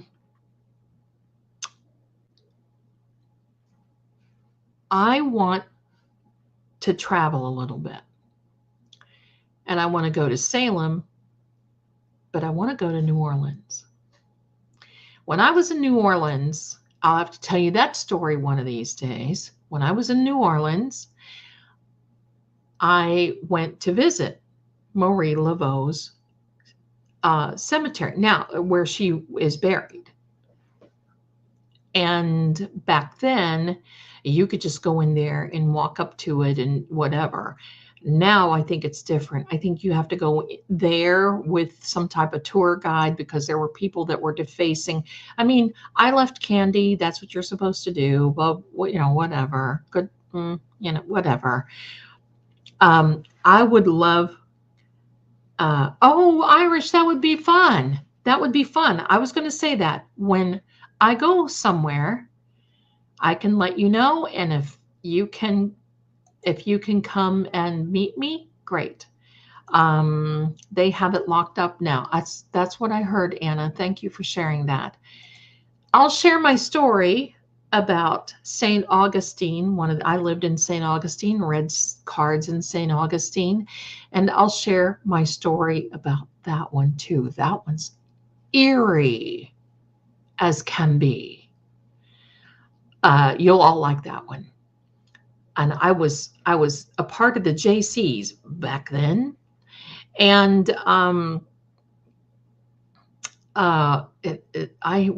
there were several of us that had experiences in this one time frame during Halloween. I love St. Augustine, Florida. It's probably one of my favorite places in the whole world. I got to tell you this, they've got this park there. It's beautiful. I used to go in the big Catholic church that's there. I would light a candle, say some prayers, all these things. And then there was this park, and I would walk around the park. Well, these nuns, I would walk, they would be coming toward me, and I would be going, and they would always smile.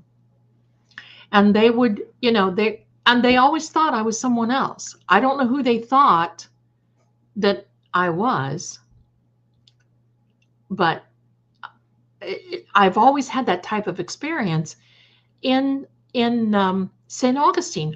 Or they would come up and they would try to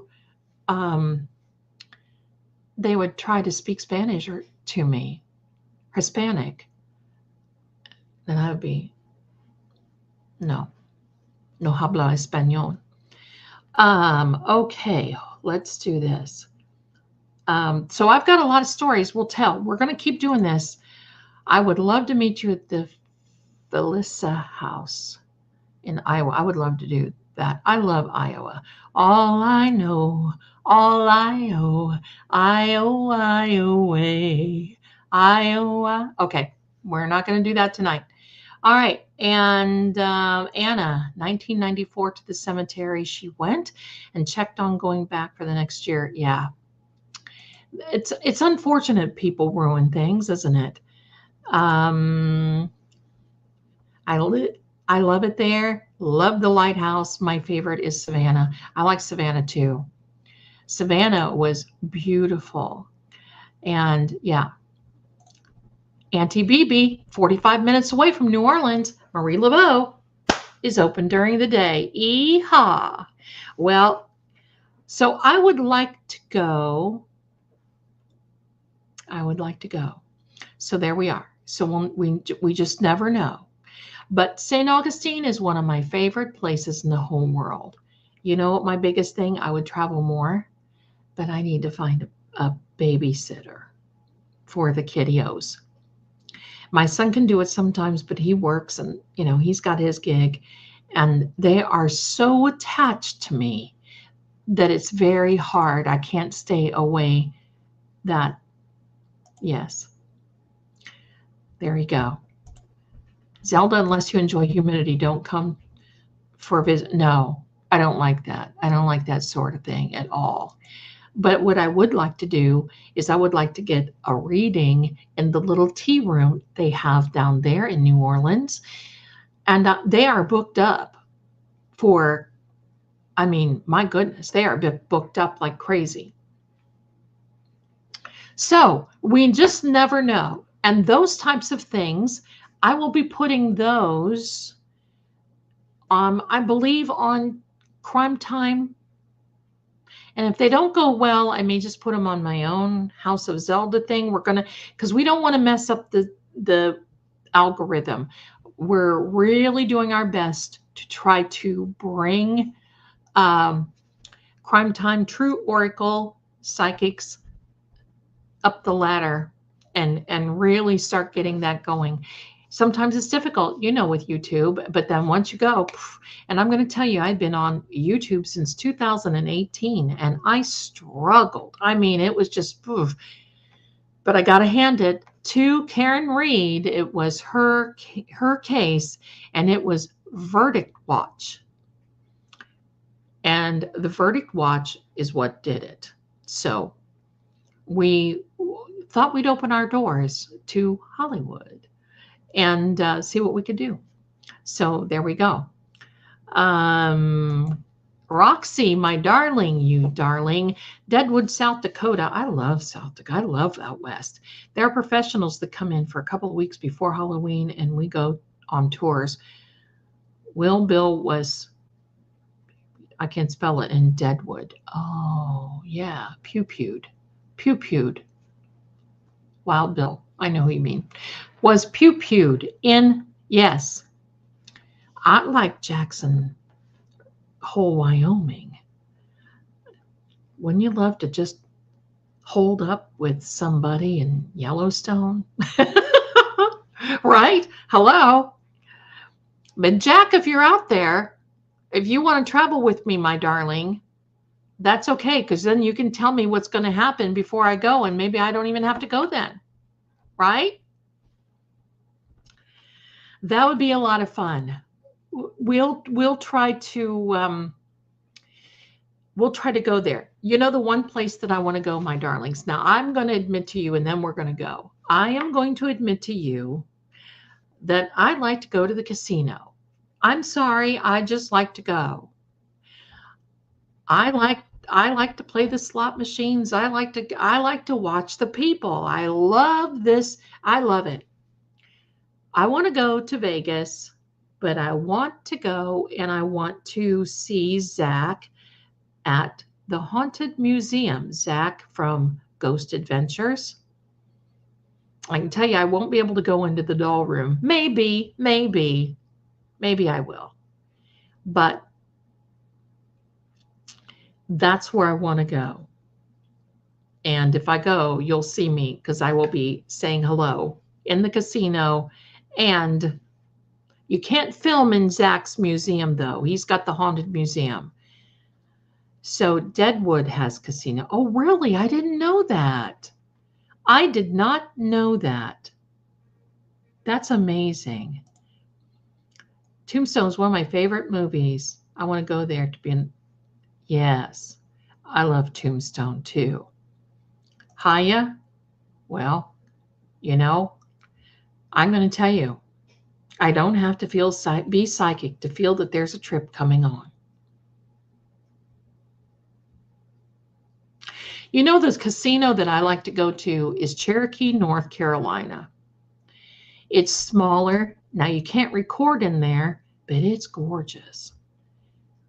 They've got, I mean, I love it there. There you go. And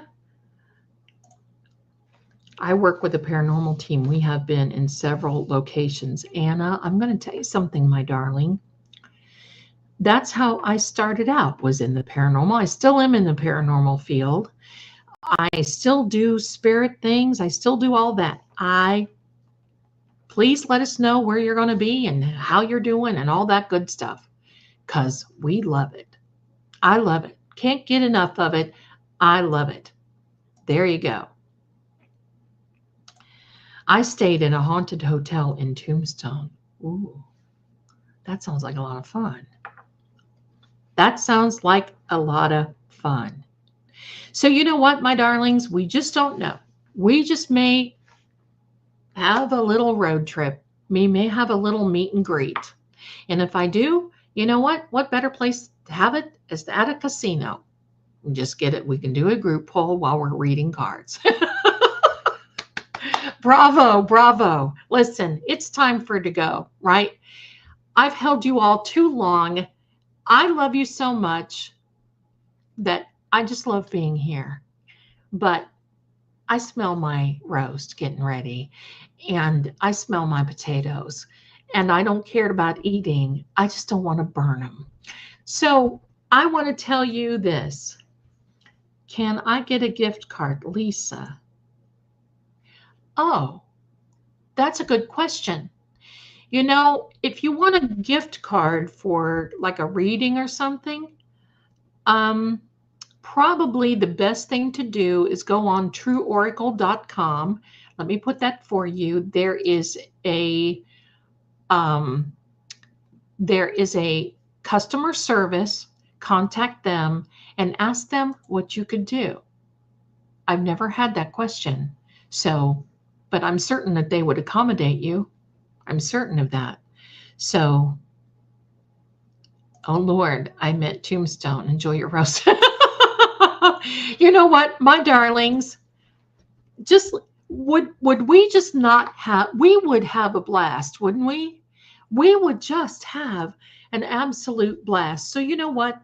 I think in 2025, I will do a meet and greet. Now, the other thing I will tell you, I'm going to be going to probably the Crime Com in Nashville, Tennessee. And the other thing is, if there are some paranormal things and psychic fairs or something, I will probably go somewhere. I will keep you posted of where I'm going to be.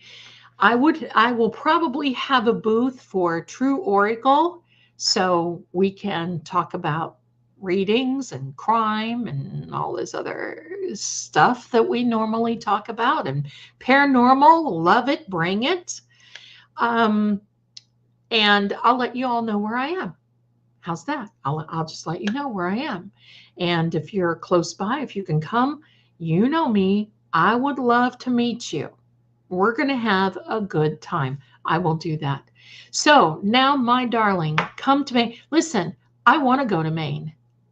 That is a priority for me. I want to go, not Maine. Hello, Massachusetts. I want to go to Massachusetts. Maine is M-E, not M-A, Zelda. Hello, be a lady. Okay, I want to go to Massachusetts. That's like a number one. That's right. That's right, Irish. Keep me in line. That's a number one with me. I want to go. I want to go. I'll tell you what, my dream, I want to meet Karen Reed, and I'm going to try to manifest that after it's over. Don't want to bother her now. She's got enough on her plate. after it's over, I want to go up there to Boston. I want to go there. I want to go some places. There we are. And I want to drive by 34 Fairview Road. And you never know. You just never know what may happen. All right, my darlings. Hello. It's time to go. I want you to know that I love you all so much. Don't worry about Karen. She's going to be fine, no matter what anybody says. And don't worry about Doc Aiden. He's going to be fine, no matter what anybody says. That's why these people are lawyered up, and that's why they are doing good. And believe me, if we hear about stuff, the lawyers hear about stuff, and they are the best ones to take care of it. We are not supposed to be worrying our pretty little heads. We're just supposed to be here sending them good vibes, sending them all kinds of things. I met Chris Fleming. Oh yeah, Chris Fleming, and he's been ill, hasn't he, Haya? Isn't he going through some chemo or something? Wishing him all the best. Chris is a great guy. Yeah, Chris is a great guy. Thank you. Have a great rest of the weekend, if I can talk. I'm going to start going live on the Crime Time True Oracle site as well, and maybe we can do some readings. We'll do that. So definitely, we'll see what we can do. Thank you all for being here. You know how much I love you. And thank you for all listening. Thank you for everything that you do for me. And especially thank you for your support. Free Karen Reed, justice for John O'Keefe, and justice for Doc Aiden. Praying for each and every one of them and each and every one of you too. I'm going to see you very soon. Thank you. Y'all are so great. Thank you so much. And you know what? I'm going to start saying, see you soon. How about I do that? So I love you all, and do me a favor. You take care, and I will see you soon. Bye for now.